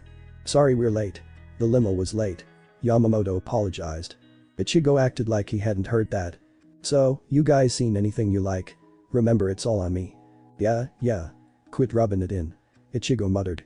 He skimmed through his menu again. Up until now he hadn't paid much attention to what was written in the menu. Hey, this is French isn't it? How come everything's in French? It's a French restaurant. Yamamoto had the pleasure of seeing Ichigo's worried expression. What do you think the restaurant's name La Pomme Bleue implied? Rukia asked Ichigo, surprised that even she had known an Ichigo hand. I thought they were just being posh. Ichigo grumbled. Great, you thought wrong, my friend. How unfortunate. Yamamoto said, putting on his most apologetic face and thoroughly enjoying it. Shall I suggest something for you? So you can poison me? You wish. Ichigo thought, then said, I think I can manage. Thanks anyway. So Yamamoto suggested meals for the others instead. Are we all ready with our orders? Yamamoto asked after he was done, raising his hand to snap his fingers. They all nodded. He snapped and a waiter was next to him, ready to take their orders down. Ichigo was embarrassed at the fact that everyone knew what they were ordering and his choice had come from a hasty "Ini mini mini mo." When the orders had been taken, Yamamoto launched them into a tidy little discussion about school, aspirations, dreams, etc. Very few questions were directed at Ichigo, those that were, being in the same league as is that your natural hair. Ichigo ended up eating a lot of the tiny croissant appetizers that night, for lack of anything to say. Good thing too. Because as soon as their dinners were placed before them, Ichigo could already tell he wasn't going to be friends with his. Holy shit, what the hell's this? It looked like something somebody had puked up and then sprinkled shredded cheese over as the final touch, so he wouldn't get arrested for crudity. He looked at what the others had, something like meat-filled pancakes with a cheesy coating. It looked delicious. What's up with these guys? Ichigo frowned at his food. Do they think as long as it's got cheese on top it's edible? Oh, even I could work here. I could toss in God knows what into a bowl with a touch of cyanide, and if it's got cheese, shit, it's on the menu. I could be a chef with one of their absurd hats. Yeah, that's what I'll do. Kurosaki-sama Yamamoto interrupted his thoughts. Are you enjoying your meal? Huh? Ichigo toyed with his food and muttered absent-mindedly. Oh. Yeah, of course I mean. It's got cheese, ain't it? Excuse me? Yamamoto asked, clearly confused. Oops, had he said that out loud? Inoue burst into laughter. Rukia didn't get it but didn't really care. Neither did Yamamoto, but he forced a dry laugh anyway and took a sip of wine. Had Inoue been thinking the same thing Ichigo had without the swearing of course? Ichigo smiled at Inoue and she returned the favor, the two sharing a secret joke between them. Just then, a waiter ran up to their table and rattled something to Yamamoto in French. Yamamoto rattled back before the waiter disappeared. He stood up, I'm sorry. I have an important call from a fellow shareholder, please excuse me. Before briskly walking away in the direction of the lobby. Ichigo's mind nagged at him, say something. Kamian. He's gone isn't he? So he blurted out the first thing that came to mind. Thankfully it was, I really like your dress. It's perfect with your hair. Inoue beamed, thank you, Kurosaki-kun. You look really nice in your suit too. Summonly. Thanks. You know, when you wear your hair that way Ichigo began, getting warmed up. Okay. Rukia interrupted, standing up, I'm going to the ladies' room. I'll leave you two to continue your flirting. She walked away, to Ichigo's horror. Silence. Oh crap, and things were working out pretty well too. He enjoys it. Huh? Ichigo gave Inoue a questioning look. Yamamoto. She continued, he enjoys making you look bad. I can see it in his eyes. He looks all apologetic, but his eyes laugh. Uhi, where was the conversation headed? You know what I think? She leaned towards him as if telling a secret, I don't think he likes you very much. Ichigo smiled and leaned towards her as well, you know what?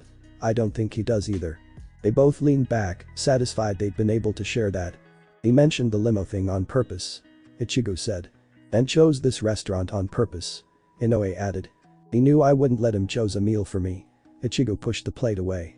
He didn't get the cheese joke. By now Inoue was giggling. He doesn't really have a call. Ichigo grinned at the irony of it all. And Inoue finished his sentence, he paid that waiter to come call him, so we'd all know he's a shareholder. And he probably isn't. What slime? Ichigo shook his head, referring to Yamamoto. Inoue, thinking he was referring to his dinner, said, you must be hungry, wanna try one of these pancake things? Personally I think they taste better with chocolate syrup. Oh. No, thanks.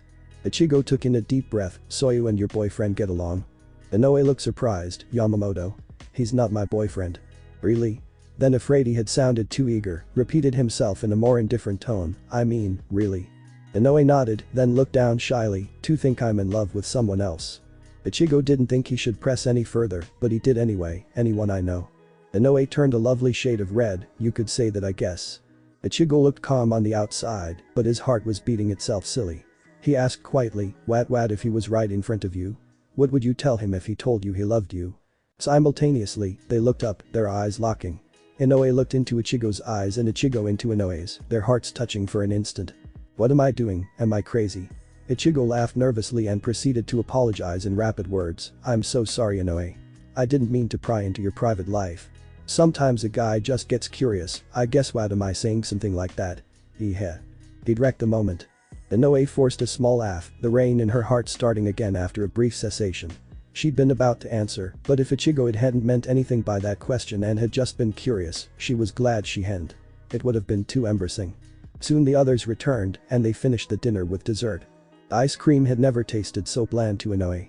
"Thank you for dinner, Yamamoto-kun." After dinner they'd gone their separate ways, Yamamoto insisting on accompanying Inoue home. "It was a pleasure," he said, leaning over. He closed his eyes and his lips parted slightly. "Yamamoto-kun, I'm sorry. I can't." Yamamoto opened his eyes, surprised. Why not? The night's events had reopened her eyes. She was in love with Kurosaki Ichigo, she couldn't just forget about him with the snap of a finger. What had happened at the table hadn't been proof that Ichigo was in love with her, but it brought back hope. Maybe, just maybe. And that's why she couldn't do it. Give Yamamoto her first kiss. Somewhere in her heart she'd sworn it to Ichigo, and when that day came she'd give it to him willingly, with all of her heart. Yamamoto sighed, "It's Kurosaki, isn't it?" Inoue looked away. He knew. "I should have known." There was a tinge of anger in his voice. "What do you see in him?" "Huh? What, Inoue?" Inoue had never heard him refer to anyone without an appropriate title. "He makes me laugh. He's brave and he tries his best for people." "Did he try his best for you?" The question was sharp and cold. "He rejected you and left you alone. He hasn't made any attempt to make you his." "I've tried my best. Doesn't that count?" Inoue felt sorry for him. "Yamamoto, I really like you, but." Yamamoto screamed angrily, throwing up his arms. "There's always a but." Inoue defended herself on the verge of tears. "Ichigo has done so much for me. Please understand." "Oh, don't mind me." Yamamoto shoved his hands into his pockets. "I'm just the guy who cleared out his bank account to take you to dinner. I'm just the guy who wore a stupid tux to impress you, but still looked stupid in front of everyone cause that jackass Kurosaki wore a suit instead, without a tie I might add, looking all cool and laid back." "Yeah? No. I'm leaving." He was already walking away. "You'll call me. You women always do." Inoue stared after him sadly. She hadn't thought he'd take it so badly. And even as he walked away, he knew as well as she did that she'd never call. Not when she was in love with someone else. Not ever. The shadow glided noiselessly into the room, avoiding the desk carefully. It looked over the sleeping girl, even in the darkness admiring her beauty. Then its hand reached out, caressing her cheek, slowly going down to her neck. And there, pressed sharply against two vital areas with its thumb and index finger. The girl's eyes popped open instantly, then stared ahead as her consciousness drained away rapidly. "Sleep tight." Ichigo hugged himself. It was getting cold again. Much colder. The skies had been hidden away behind thick dark blankets of clouds, and leaves rustled as they were dragged along the sidewalk by the chilly wind. Trees swooshed, preferring to dance with the moving air than against it. They had decided to stop by Ishida's before continuing home. They wished they hadn't. Finally a change in weather. Rukia had to shout to be heard, "Can't wait to get home." Ichigo nodded, now glad he'd worn a suit. The town was temporarily lighted up by a flash of lightning. And that's when Ichigo saw it. The figure with a body over its shoulders, jumping from a nearby building to one right in front of them. "Ichigo." The voice resounded menacingly. Ichigo knew that voice, or rather his voices. "Yamamoto?" He could only see dark shadows above him. The flash came again. And in that moment Ichigo saw his face, 3/4 of it a smooth mask, leaving only the right half of Yamamoto's mouth visible. The green skirt of whoever was on his shoulders fluttered violently in the wind. What was left of Yamamoto's mouth twisted into a grin. "Guess who decided to walk me home?" Ichigo caught a glimpse of flying orange hair behind the crazed Bazard. He screamed, "Inoue." Darkness came again, leaving a pair of glowing yellow eyes hanging in the semi-darkness. A maniac's laugh filled the air. "You lose. Ichigo." Thunderstruck. "She's ours. Your life is ours.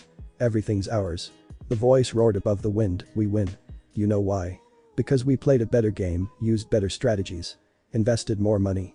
If Inoue won't give us our prize, guess we'll have to take it ourselves." Unimaginable fury filled Ichigo, his fists clenched so tightly his knuckles were white. "You want her?" Another piercing lunatic laugh. "Then come and get her, Kurosaki Ichigo." "Oh, I will." Ichigo's license was at his chest. His soul immediately popped loose, already pointing Zangetsu at Yamamoto threateningly, "And when I do, I swear, Yamamoto Ichigo." He narrowed his eyes. "I will kill you." The wind was biting, and the gloom of the atmosphere added to Ichigo's fury as he watched Yamamoto leap away, giving Ichigo and Rukia cause to follow. "I'll kill that bastard," Ichigo muttered. And they gave chase. He's headed for the park. Rukia realized he wants a larger area for the battle. He's really serious about this. Ichigo swore viciously. "Oh, he better be." Else he'll be dead before he can breathe a word of bullshit. Suddenly Rukia stopped running and pulled Ichigo back. Wait. I just remembered something, he's got Inoue. Ichigo looked at her like he might start slashing her. Are you mentally retarded? That's why we're chasing him, damn it. Rukia took his insults well, she knew he wasn't thinking straight. Listen to me. If we just chase after him and engage him, we'll endanger Inoue. We need a plan. And do you have one? Ichigo's patience, long lost. Yes, in actual fact I do. Ichigo walked into the park, the tip of his zanpakuto dragging through the grass. Yamamoto had long arrived, standing in the sky high above the trees, his kimono billowing in the wind. Ichigo, you're late. Ichigo looked calm, but had to yell to be heard. Yamamoto, let Inoue go. This is between you and me. Yamamoto's laugh was loud, howling and vulgar. Don't be stupid, Ichigo. This is all about Inoue. And your life. The second chance at life you screwed up. My life was never your second chance. It was pretty screwed up too. But I'll correct it myself, Yamamoto. Ichigo was ironically calm, it won't be yours. Especially not in the state you're in. Yamamoto's three-quarter mask glistened like ceramic, wanna bet? Ichigo's stare was unbelievably cold. You don't fool me anymore. I know who you are, so quit the facade. Doomsday. Doomsday's half grin was devilish. How'd you know? I still haven't taken full control of him. Lightning flashed. Yamamoto's stupid, but he's not this stupid. He knew if he tried a stunt like this I'd kill him. A fact you're about to learn. Don't make me laugh. But you're right, Yamamoto doesn't have the guts to do something like this. What finally broke the barrier between your consciences? Ichigo wanted to know. Doomsday laughed. The idiot tried to kiss Inoue, and as in love with you as she is, she wouldn't let him. And that's the straw that broke the camel's back. He was devastated, giving in to anger, giving in to pain, giving in to me. His eyes glowed. Doomsday. My name. That's exactly what I'm going to bring to you, Ichigo. I'm going to pile up his anger, pain, disappointment, all that negative reaction, then I'll channel all of it into kicking you ass bloody. The deranged monster held Inoue by her neck and showed her off like a trophy. Thunder. But now that I call the shots, all I'm interested in is killing you. I don't need this girl, and just to show you I mean business. His grin broadened. I'll kill her first, right under your nose. That, Doomsday, Ichigo yelled above the wind before entering a stance, will happen over my dead body. As you wish. But before Doomsday could even comprehend what was happening, Ichigo was right beside him, Zangetsu's blade about to slash into the arm holding Inoue up. You bastard. Doomsday screamed, letting go of Inoue and flying back just in time. Rukia. Ichigo signaled. I'm on it. Rukia flew out of the branches of the tree she'd been hiding in, catching Inoue as she fell gracefully into her arms. Then as soon as Rukia's feet were on solid ground, she took off with unfathomable speed, making her way to the entrance of the park so she could attend to Inoue. That bitch. Doomsday tried to follow them, but instantly Ichigo was before him, the tip of his blade away inches from Doomsday's forehead. Inoue's safe. Good. Ichigo said, glancing Inoue and Rukia's way. Okay. Enough of this being calm bullshit. Ichigo's attitude was suddenly replaced by one that promised only wrath. I'm gonna slice to bits. Blood filled the air, and Doomsday could be seen sliding backwards through the air with a bloody stake across his chest. He drew his zanpakuto. How dare you touch me? I'm going to do more than touch you, asshole. And again, Ichigo was suddenly behind Doomsday. This time however, Doomsday blocked it with his finger, and Ichigo could feel the demon's Ryutsu rising at an incredible rate. You idiot. Do you think just because you caught me once unaware you can do it again? With his finger, he pushed Ichigo several meters back. Watch closely, fool. Doomsday held out his sword. Do you remember the day Yamamoto and I saved you from the teleporting Arrancar death flash? Ichigo didn't answer. Don't you wonder how we killed him so fast without even moving? Ichigo did wonder. This is my Shinkai. Doomsday announced. Let the four winds clash in fury. Another blade grew out of the end of his zanpakuto's hilt, windmill tearing through hell. Ichigo stared at the strange new weapon, windmill tearing through hell. Huh? I hope you realize that fancy name doesn't scare me at all. I do. He started twirling the double-bladed weapon like a baton, but this will. Ichigo felt something tear through his left shoulder, taking a small piece of it away and opening up a bloody fountain. Only then did he realize Doomsday had hurled the weapon at him like a spinning fan. He looked behind him, the flying blur was turning around like a boomerang and returning at full speed. Shit. Ichigo's desperate attempt to block with Zangetsu's flat surface failed. The spinning blades knocked him back with tremendous force, and Ichigo found himself falling from the sky. But he twisted into an upright position and landed on his feet, his legs spread apart. Feel what it's like to be helpless, Ichigo. The blades came again, faster this time it seemed, taking a slightly larger piece of Ichigo's right shoulder. Damn it. Ichigo could hardly see the thing when it was moving. The weapon ricocheted off the ground and arced through the air, its handle placing itself perfectly into Doomsday's hand. Do you know my blades have still not even touched you? Ichigo's eyes looked upwards at him. What? I've been missing on purpose, because even just the wind produced by my Shinkai cuts like a knife. Doomsday's voice sounded amused, and that's what I'm going to do to you, Ichigo. Chip you away bit by bit. Make you feel the pain. Let you die like a dog. Ichigo gave a small smile. Doomsday, he said, you're going to regret toying with me. Am I? Doomsday laughed. Your windmill Wachimaculate's fast, I admit that. Ichigo grinned, drops of blood dripping down his face. But it's your turn to watch. I want you to understand. Ichigo drew an arc with his Zanpakuto and pointed it at Doomsday. He placed his other hand on the hand gripping the handle, meaning the bandage attached to the Zanpakuto's hiltless handle wrapped itself along Ichigo's arm of speed. Bankai. Ichigo's body burst into blue flames of Ryutsu, the flames licking at his blood, devouring surrounding grass, stirring the winds. Then there was the explosion. A jagged pillar of Ryutsu shot out from Zangetsu, engulfing Ichigo's body and creating a deep gully as it traveled forwards, nearly knocking Doomsday out of the sky. What kind of insane Ryutsu is that? Doomsday wondered, fear entering him for the first time. The flames died down, leaving behind an enormous crater and a cloud of dust. The harsh winds, however, cleared the dust in no time, revealing a figure in a long black flowing cloak with its hem in shreds. The figure wielded a thin-bladed sword, a short chain attached to its hilt, and the blade itself entirely black. Tensa Zangetsu. Heavenly chain cutting the moon. It was Doomsday's turn to stare. After all that Ryutsu, it's the bullshit it produced, that puny piece of crap. I'm not done yet. Ichigo opened his palm, allowing a hollow mask to materialize in it out of thin air. He placed it over his face, feeling the unreasonable surge of power flowing through his body. Ichigo's eyes glowed yellow behind the mask. Now I'm done. Mark my words, Doomsday. Ichigo gripped the hilt with both hands. This ends here. Back at the entrance of the park, Rukia had finished her work. Ichiki-san. Inoue. Inoue had finally come to. She forced herself into a sitting position. What's going on? Where am I? Rukia watched Inoue's eyes gradually fill with tears as she filled her in on all that had happened.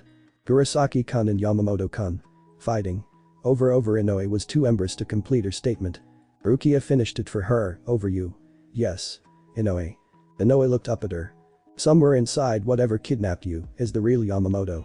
The one who's in love with you, the one who'd never even dream of kidnapping you. And fighting him is Ichigo. The one who's risking his life to avenge you. One of them is going to die if you don't make your choice now. Now it's your decision. Inoue looked devastated. The Ryutsu she could feel Ichigo. That rough violent Ryutsu she'd experienced during the Arrancar war was wearing the hollow mask again. He had broken his promise. Kurosaki-kun. Huh? Ichigo gave her his attention. They were standing at the edge of a road overlooking Karakura town, the sunset's brilliant colors radiating upon them. They'd returned from the Arrancar war barely a week before, and Inoue had met Ichigo on her way back from Tatsuki's. Let's go for a walk. She had said to him, and so here they were. Kurosaki-kun, please promise me something. Ichigo looked at her. What is it? Will you promise me something? Yeah, I guess so. What is it? She avoided his eyes. Please promise me that you will never use your hollow mask again. Ichigo was surprised. What a request. Will you promise me that? But don't really think it fits you. Whenever you wear it. She looked at him. At this point, I don't feel like I know you anymore. Silence. But. Please.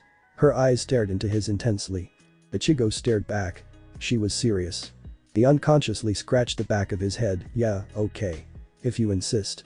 Inoue smiled. Thank you, Kurosaki-kun. She looked at the sunset and repeated, thank you. Now, when she thought about it, had she made that request? Had she really been telling the truth when she'd said that? Or did she just want him to stop wearing it because it was a reminder that she constantly had to be saved? A reminder that she constantly put the man she loved in danger because of her incompetence to protect herself. And now, knowing that mask was on his face again because of her, brought tears to her eyes. It was all her fault. She hadn't been bold and upfront, leaving her feelings to the guesswork of two men. Because of her silence, they were on the verge of killing each other. All because of her. Inoue. Are you listening to me? Rukia shook her. Inoue, as if in a dream state, stood up and started to walk to the center of the park, where the two Vazards were dueling it out. Should I tell the truth? But if I do, Ichigo, maybe I should tell them that. Inoue dragged herself closer to them. Rukia watched her. She wouldn't stop her. The truth needed to be told. In the air, Ichigo was obviously having the upper hand. Doomsday was soaked in his own blood, the mask cracked all over. Ichigo made several attempts at slicing into Doomsday's torso, some of them were blocked, but most of which made their way through, filling the air with the stench of blood. "You idiot," Ichigo said, cutting into Doomsday's chest again, "don't you know that every time another slice, you throw your Shinkai another slice? You're completely a kick that sends Doomsday crashing down through trees and a marble monument, defenseless." Ichigo appeared behind him and redirected Doomsday directly into the soil with a punch. The shockwave of Doomsday's crash land brought down surrounding trees with a crash. Ichigo looked down from the sky. "Get up, Doomsday. Your punishment's not over. I know you're not down." Sure enough, Doomsday rose calmly back into the air, dripping blood. "You've got fight, kid. I like you." "Well, I don't like you," came Ichigo coldly. "Don't screw with me. Or I really will kill you." "Kill me?" Doomsday grinned. "That won't be happening. One of my super hollow flashes should take care of you." Super hollow flash.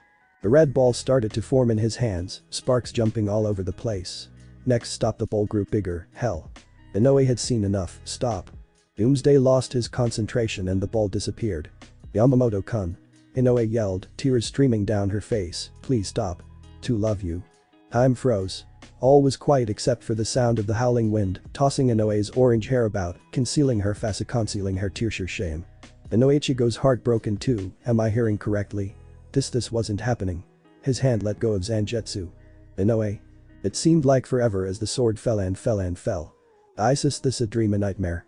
The metallic clang of the sword bouncing on the stone path that ran through the park echoed mocking words through Ichigo's soul. The heaviness of it all weighed him down. Inoue, he bowed his head in shame. And all this time he thought what an idiot he'd been. He squeezed his eyes shut, not wanting the tears of shame he felt welling up to come out. The mask on Yamamoto's face broke, leaving only a quarter over his left eye. "Inoue, you love me?" "Yes, I love you." "Please." Inoue fell to her knees sobbing. "Please stop fighting. Please." Out of the corner of his eye, Ichigo watched Yamamoto drop to the ground and embrace Inoue tightly. The soul-wrenching feeling grew tighter, and Ichigo thought sadly, well, at least I don't have to kill him. I'm just happy Inoue's okay. But was he really? "And now when did you realize that?" Yamamoto whispered in her ear. "Right now," she whispered back. All of a sudden, Yamamoto was suspicious. "Did you?" He held her back and took her face in his hands. "If you love me, Orihime Inoue, kiss me." "Hey, kiss you?" "Yes." Yamamoto repeated, annoyed at her hesitation. "Kiss me. If you truly love me, that shouldn't be a problem." Inoue nodded. "I'm sorry, Kurosaki-kun. But I'm sacrificing my dream for you." She drew nearer to Yamamoto and closed her eyes. "Thank you, Inoue." Yamamoto leaned forward and his lips met cold steel. He opened them to see Ichigo's blade against his mouth, their eyes meeting. "Inoue," Ichigo said in a subdued voice. He bowed his head. "You can't mean that." Inoue could see Ichigo's eyes glistening from behind the mask, and her heart tore at the sight. "I know I sound foolish." He looked at her, "But I know you love me, Inoue. And if you're doing this just to save my ass, believe me, Inoue, I would gladly die for you. I love you. And there's room in our hearts for each other." He glared at Yamamoto. "I won't allow anyone to take my place." Inoue nodded, tears overflowing. "Inoue," Ichigo wasn't finished. "That question I asked you earlier. What if he was right in front of you? What would you tell him if he told you he loved you?" This time Inoue didn't hesitate. "I'd tell him I loved him too. And then he'd kiss him." Ichigo smiled, his heart leaping. "I love you, Inoue." Inoue smiled back through her tears. "I love you too, Ichigo." She'd called him by his first name again, and this time they both noticed. Yamamoto, who'd been watching the scene, smiled sadly. "Inoue, you used me." Ichigo noticed him again, standing at the end of Zangetsu. "Shut up. There's no need to fight anymore." Ichigo let him arm drop, Zangetsu at his side again. "Just go home, Yamamoto." Yamamoto's face was immediately concealed by a hollow mask, a full hollow mask. "So why won't you agree that this is all about Inoue?" Something like a whitish disease started at his neck, growing downwards. "She may have chosen you, Ichigo. It was bound to happen." Spikes jutted out along his spine, and he suddenly grew in bulk. "But I have chosen her." They watched the transformation in horror. "So if I can't have her?" Doomsday rang out. "No one can." "Inoue, get out of here!" Ichigo yelled. Rukia was already there, hoisting Inoue on her shoulders and disappearing a fraction of a second before Doomsday exploded with Ryutsu. Sections of the surrounding ground began to unearth, the entire place quaking from the energy. Ichigo gritted his teeth as the force sent him sliding back. "Blowing your Ryutsu around like an idiot isn't going to help matters, Doomsday. I'm still going to kick your ass. Don't be so cocky, fool." Doomsday shouted back. "Did you forget, Ichigo?" "Forget?" Body to Doomsday ran his own sword through his heart. "Have Bankai." Ichigo stared, uncertainty filling him. And I will destroy Yaolong with everyone else. The Ryatsu stopped. Witness, Ichigami final stage. The sword he'd ran into his body glowed scarlet red. Doomsday grinned. Ichigo was thrown backwards by the mere force of Doomsday's Ryatsu.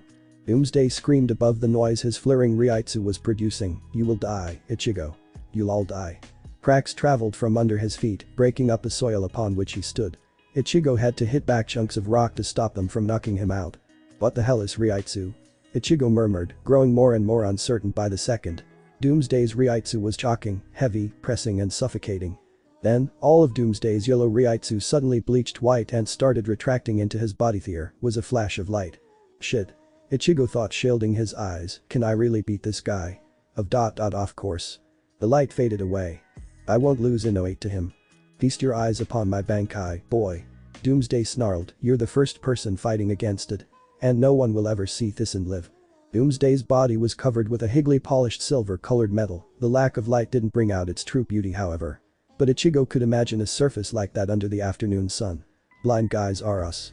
Armor of the Wind God. Doomsday smirked, folding his arms. Ichigo watched, trying to anticipate his opponent's next move.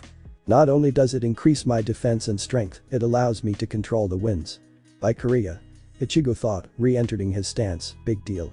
Show me something new, Doomsday. Cockiness. Doomsday remarked, also entering a stance, okay. Note that this armor has no edge, and yet. He charged, every part of it cuts. Ichigo dodged a punch, that all you got, Doomsday. But then felt a slit on his cheek opening, blood oozing out. What the? Like my Shinkai, the wind surrounding my attacks. Doomsday drew back his fist, cuts. Again, Ichigo stayed clear of the punch, but he still felt his chest slice open, spurting blood out. Shit. Doomsday laughed, and right now I'm just playing with you, Ichigo. I control wind, it cuts like shit and you're surrounded by the stuff. He stretched out his arms, you do the math. And with a wave of it, sent a shockwave slicing into Ichigo again. Blood colored the air a crimson red. Damn. Ichigo cursed, flying back to land. I wouldn't try one of those again, Doomsday. I might actually retaliate this time. Fool. Doomsday yelled, this time with both hands, sending a giant cross-shaped shockwave. Ichigo grinned behind his mask, you should have taken my advice, idiot. He drew back his sword, feeling his Ryatsu concentrating on Tensa Zangetsu's blade. Then with a mighty swing he screamed, Jutsuga Tensho. The beam of concentrated Ryatsu completely dispersed the wind attack, exploding as it made contact with his Doomsday's body. Heh. Ichigo smirked, die like that, Doomsday. I wasn't even using full strength. The smoke quickly cleared up, exposing an unscratched Doomsday. That was your mistake, Ichigo. He raised an arm, but if you have an attack like that, it would be rude of me to take you lightly. Let me give you a taste of my Bankai's power when I'm serious. The clouds above him started to spin, lightning flashing frequently. Oh shit. Grass was uprooting, the wind was getting colder, and the forks of lightning seemed to be striking closer and closer to land. But Ichigo hardly noticed any of that. His concern was the giant tornado descending from the sky, behind Doomsday. I'll tear you to pieces, Ichigo. The earth shook, pieces of it breaking up as the twister connected with the earth. The dust produced by this was blinding, and Ichigo had to shield his eyes. Pillar connecting heaven and hell. Ichigo felt like he'd be blown away any second, nice. So wet it basically wrecks things. You'll see. Ichigo looked up. The pillar seemed to be burrowing into the ground. What the heck's going on? Ichigo wondered. Then his eyes widened in fear as the earth just a few meters in front of him broke open, the twister bursting out like an oversized earthworm. Holy shit. Ichigo began to flash step away, hearing the twister break into the earth again. Chasing after him. Determined to rip him to shreds. Ichigo panted as he ran, thinking, this guy's Bankai's crazy. He looked behind him. The twister was gaining up on him. Shit. Shit. Shit. Ichigo's flash steps weren't making much of a difference, I can't even think of anything to counter that. Suddenly, Doomsday was in front of him and he bumped into him, losing his balance and falling backwards. Doomsday's hand shot out, grabbing Ichigo's hands together with Zangetsu's hilt. Don't leave. The party's just getting started. He hurled Ichigo at the twister. Think. Think. Ichigo was desperate. Just before he entered it, he released his Ryatsu, blowing it out like an idiot. But it worked. The blazing Ryatsu kept the cutting winds away, and as Ichigo entered the very center of the tornado, he couldn't help breathing a sigh of relief. And his confidence returned, so much for your cutting winds, Doomsday. We're just getting started, Kurosaki Ichigo. The evil Vazard said, joining Ichigo in the twister. There's something else I'd like to show you about this twister. Ichigo was re-adamant, not ready enough. In the blink of an eye, Doomsday wasn't in front of him anymore. He'd simply disappeared. Then, Ichigo felt a punch dig into his stomach, causing him to cough up blood. If his Ryutsu hadn't been surrounding him, the punch would have ripped out his guts. Ichigo looked around, trying to see where the punch had come from. Nothing. Another punch dug into his back, making him feel like his spine had just been snapped. Ugh. Ichigo turned around. Nothing. The laugh filled the air. You won't be able to see me, Ichigo. See, this is my ultimate battlefield. Here, I can merge with the wind and reconstruct any part of my body anywhere, anytime. The kick made contact with Ichigo's jaw and his stomach again and his back. The random attacks connected perfectly and repeatedly, Ichigo unable to see much less block any of them. Blood began to drip into Ichigo's eyes. It stung. Come out and fight me like a man, you cheater. Ichigo screamed. All's fair in love and war. Was the reply, and this is both, Ichigo. Yeah? Ichigo waited patiently. If only he could feel Doomsday's Ryutsu the split second any part of him materialized, he could attack. Relax Witwaithier. He flipped his sword over his shoulder. There was a metallic clank as Doomsday's punch was blocked off. Ichigo swiveled around in time to see an arm hanging in the air. Eat this? Ichigo swung his sword. The arm dissipated a fraction of a second before the blade whistled through. Shit, too late. Ichigo tried to bluff, you're just scared, cause you know once I have you visible, you're going straight to hell. Nice bluff. Didn't work. Damn. Then, he heard a voice behind him, take your best shot. Ichigo was already whirling around, his sword being swung with all his might. It was blocked off with a finger. Who is this guy? Even with my hollow mask, it's like I'm nothing to him, but that can't be. Ichigo tried attack after attack. With exceptional speed. Flash stepping and attacking from different angles. Each one was warded with ease. Stand still, damn it. Ichigo yelled. Okay. Doomsday stopped moving. This.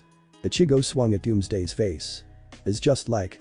The attack's acceleration reduced, getting slower and slower as the blade got closer to it. That time. Stopping entirely just inches from actually touching Doomsday. Against Zaraki Kenpachi. And no matter how much force Ichigo applied, the blade wouldn't get any closer to Doomsday. Damn it. Ichigo was frustrated. How could anyone be this powerful? The wind surrounding me repels your sword. I'm not even trying and you can't touch me. As long as I'm in pillar connecting heaven and hell, I'm invulnerable. Oh yeah? Ichigo grinned then. This time, concentrating as much Ryutsu as he possibly could, he pushed the blade towards Doomsday. And when it was as close as he could get it, he finished his sentence, we'll just have to get rid of it, won't we? Doomsday shook his head. Surely, Ichigo wasn't so stupid as to. Itsuga Tensho. To this day, Ichigo can never remember the exact details of what had happened during that extremely dangerous attack. All he knows is when he opened his eyes, he was kneeling in the blood-dyed grass, bleeding from his palms and his shoulders. Doomsday wasn't too far off, leaning against a tree. Pillar connecting heaven and hell was gone. The entire right half of Doomsday's armor had been blown to bits, now exposing the pale diseased flesh on his right arm, leg and torso. That was really dumb, Ichigo. Doomsday struggled to say. Ichigo laughed huskily, coughing up some more blood, I know. They both entered stance. Ichigo's legs felt like lead and his entire body was drained of energy. He thought he might fall over any second, but he forced himself. Doomsday on the other hand wasn't even bleeding. Just dazed. The armor had done its job protecting him. I'm at a better advantage here, Ichigo. Doomsday said, you're tired. You're weak. You're losing blood. You're dying slowly. All for a girl. Just let me kill you quietly, boy. I'll even leave a small piece of your body for burial if you want. Huh. Shut up, asshole. Ichigo croaked, if you think you love someone, and if you want to keep the magic between you, small as it is, you fight for the person. If you want to improve it, you don't lose the person to someone else. Doomsday would have raised an eyebrow if he had one, Hearts Asunder edition number 26. You read Yamamoto's crap. Shit, how disappointing. Idiot. Ichigo yelled, as corny as that comic is, it's true. I may be drained, but I only give up when I'm dead. And even then you never know. Doomsday stared at him, the proverbs are right, love does make the wise foolish. And it'll be death of you. We'll just have to see, won't we? The sound of clashing steel echoed in what used to be Karakura Park. From a safe distance, Rukia and Inoue watched their fight. Ichiki-san. I think Ichigo's losing. Yes. Rukia's bluntness showing itself again. Oh. Inoue watched, rubbing herself, the rain still not started. And the wind still so cold. Rukia looked up at the sky. True. The weather had remained gloomy and grey from the very start of the fight, refusing, this time, to water the scorched land. The skies are waiting for something. Rukia remarked, "It's not time." "I guess so." Inoue sounded intrigued. "Hey Inoue." Inoue looked at her, "Kichiki-san." Rukia's eyes were still on the battle. "Why weren't you bothered when I told you Ichigo was losing?"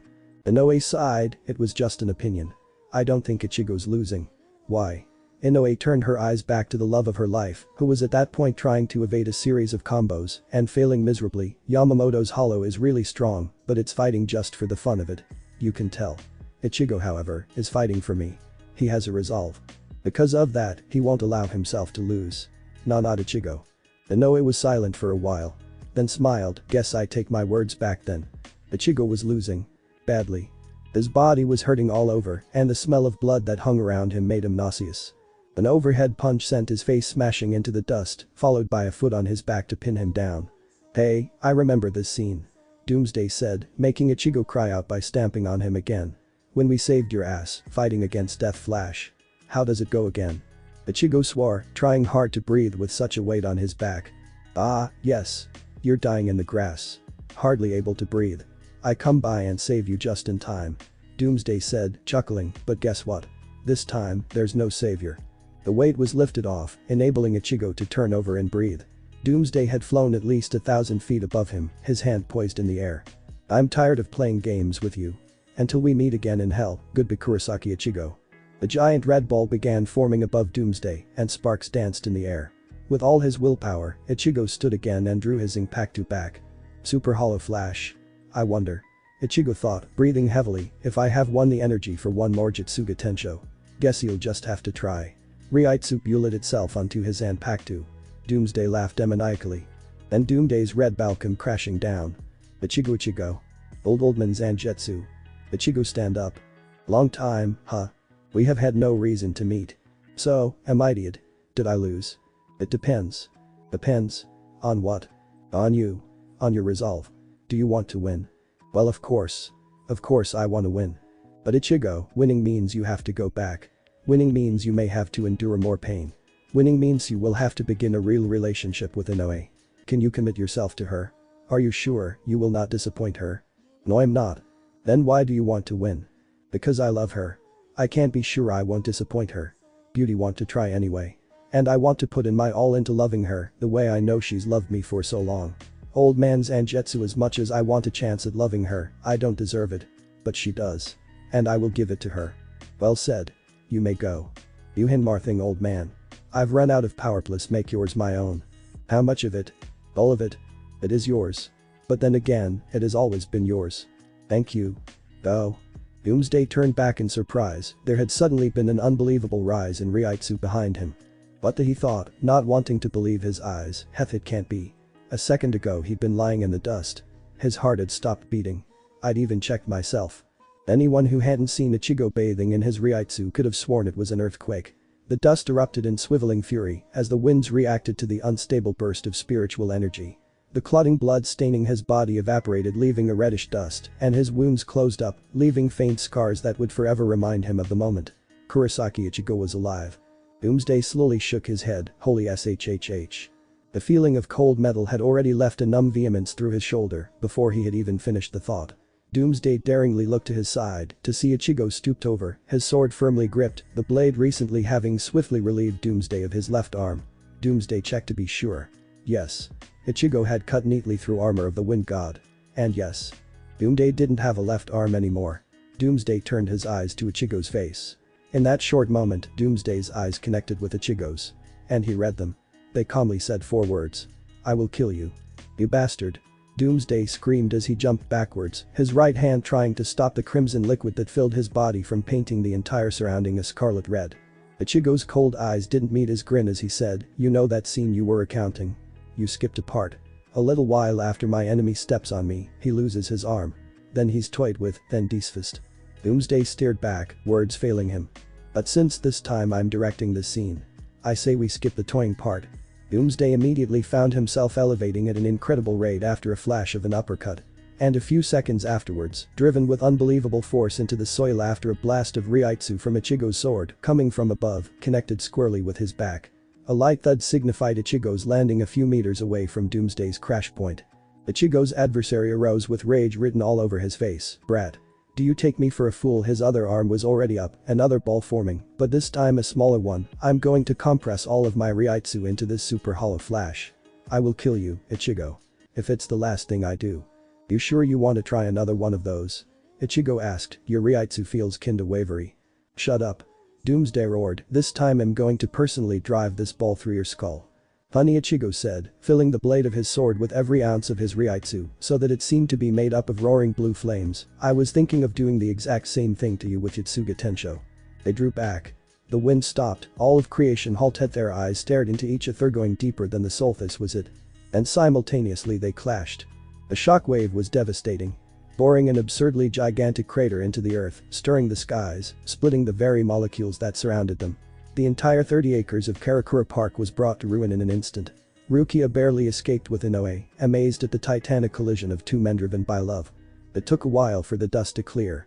But when it finally did, any spectator would have had no idea who had just won. Ichigo and Doomsday stood side by side, each facing the opposite direction. Each bleeding profusely. Each entirely drained of Ryutsu. Each on the verge of death. At the same time, their masks broke off. Yamamoto's body had returned to normal. Wow. Yamamoto whispered, I blew my last chance at love, didn't I? You can't take someone else's place in life, Yamamoto. Ichigo whispered back, blood drooling down his lips. That's so. I just wanted any chance at Liffey at love. I'm sorry. But there can only be one Ichigo. You, Yamamoto, are one too many. Yamamoto nodded, remember Ichigo, I thought Inoue was worth dying for. He coughed, don't screw your chance up. Relax, he won't. And with that, the wind gradually carried Yamamoto's disintegrating body away. To a better place. I win. Ichigo thought to himself, too tired to be happy. Guess Inoue's mine now, huh? He murmured before allowing his body to topple over. And his mind to black out. Light filtered through his eyelids, intruding into his mind and setting off the inevitable headache. Ichigo sat up, his brain throbbing objections to his recent activities. Where was he? The room was familiar. Inoue's room. He realized. His mind finally registered the voices he had been deaf to a moment ago, and he turned to see Tatsuki and Rukia sitting next to the window, talking about whatever random topic filled their minds. Tatsuki was the first to notice that the orange-haired boy had regained consciousness. Hey, sleepyhead. Finally up. That's good. I was starting to think you'd slipped into a coma or something. Where's Inoue? Was the first question that came out of Ichigo's mouth, surprising the three of them, including him. She spent the entire night and morning fixing you up. Rukia answered, she had to heal both your soul and body because they took separate damage. You left your body in the middle of the road and it was run over by a car. You're really an idiot. Ichigo winced. He'd forgotten to move his body to a safe place when he'd slipped out of it. Anyway, she went out to the town circle to get some fresh air. She's really tired. Ichigo was already up, putting on his sneakers. Where do you think you're going? You need rest. Tatsuki nagged, don't let all of Inoue's work be in vain. Let him go. Rukia said gently, resting her hand on Tatsuki's shoulder. He's got unfinished business. She added as they heard the front door slam. It didn't take too long to find Inoue. She was standing by Karakura's largest fountain, drinking in the lovely rainbow colors that added a magical touch to the fountain spouting water. Her back was to him and her long hair swayed to the wind ever so gently, making her a burst of sunlight in the midst of the gloomy weather. Orihime Inoue, Ichigo thought somberly as he walked towards her, someone once told me when gloomy weather lasts for so long without giving even a drop of rain, then the heavens are patiently waiting for something. Inoue, let's not make them wait any longer. Inoue. He whispered in her ear, behind her. She spun around, looking startled. Ichigo. She gasped. The wind whispered softly in their ears, telling them both that in moments like this it was simpler not to say anything. But Inoue didn't understand its language when she stammered, "Yao, you should be resting. You're not completely." So Ichigo made her understand, pulling her close and gently pressing his lips against hers to shut her up. And she did, at first surprised, then, giving up everything, melting into his arms. Their lips searched hungrily for each other in that passionate kiss, each finding what they'd unknowingly be searching for all their life. Then, the heavens were satisfied, giving up all the accumulated rain they had hoarded for so long. Causing the characteristic squeals of pedestrians who hadn't learnt their lesson the last time and were still walking about without umbrellas, or maybe just maybe, forgot their umbrellas on purpose. The cold rain washed over Ichigo and Inoue, who were still preoccupied with their lip lock, drenching them both and merging the two bodies even closer. Neither of them paid attention to the rain or to the running passerbyers. They only wanted each other, and they'd gotten it. It was raining again. True. But not in Inoue's heart. No, far from that. In her heart, finally it was spring. What about this shirt? Try this shirt. Flowered pattern, are you kidding? But Inoue likes flower pattern. She won't mind, we're just going to the movies. Sheesh. Well, you can't wear that shirt with a skull. Are you mad? Ni-san. Ichigo has such bushy eyebrows. There's a razor blade here. Get away from my eyebrows, Con. Rukia, keep him away from me. My son, on a date. Oh mother, if only you were here to witness our son's introduction to the wonderful world of teenage dating. Now hopefully he'll stop buying all those dirty mags I saw the last time. Stay out of my room, Dad. Dad. Get out. And I already told you, I don't have any dirty mags, the ones you found were Kigo's. Are you deaf? Here, try this substance Shizuru got me. Its label says mascara. What? My first date with Inoue. Ichigo walked down the street in a simple red shirt, black jeans and red sneakers. The weather had finally become normal, and the skies were blue, dotted with the occasional puffy white of a cloud. People walked by hurriedly, with places to go and people to meet. The streets were a little crowded. A typical Saturday morning. People sure are in a hurry. If you ask me, they need to slow down. Life passes by so quickly. And when you go along with its pace, you put all sorts of unimportant things first. And eventually you're replaced by the very thing you think you despise. Yamamoto taught me that. Ichigo. He heard his name called. He followed the voice with his eyes till he spotted Inoue by the ticket counter. She was wearing a simple sleeveless grass green blouse and a white flower patterned knee-length skirt with brown thick sole sandals. As usual, she looked lovely. In a hurried life you miss out on life's most important things. You're cheated out of experiences like true satisfaction, inner peace and of course falling in love. Ichigo, look. Can we see this movie? Ichigo turned from the samurai movie advertisement to what Inoue was pointing out. The poster showed a handsome young man on his knees, proposing to a really nerdy-looking girl, whilst a much prettier one watched from behind in disbelief. The title below said, Hearts Asunder the movie. Taking the time to experience these isn't such a big sacrifice. Ichigo. We don't have to see it if you don't want to. Do you want to see it? Well, I've read all 120 editions. So I was hoping. Then we see it. Ichigo interrupted with a pleasant smile. Inoue kissed him, thank you. After all. Their hands searched for each other in the darkness of the cinema and held on as the hero and heroine in the movie kissed at the final scene. Some things are worth fighting for. Thanks for watching this video. If you really enjoy this video, like, subscribe and comment down below and turn on that bell notification. Don't forget to support and follow the Hand-gyded for writing that awesome fanfic and also make sure to comment on this story link in the description. See you in the next video. Goodbye.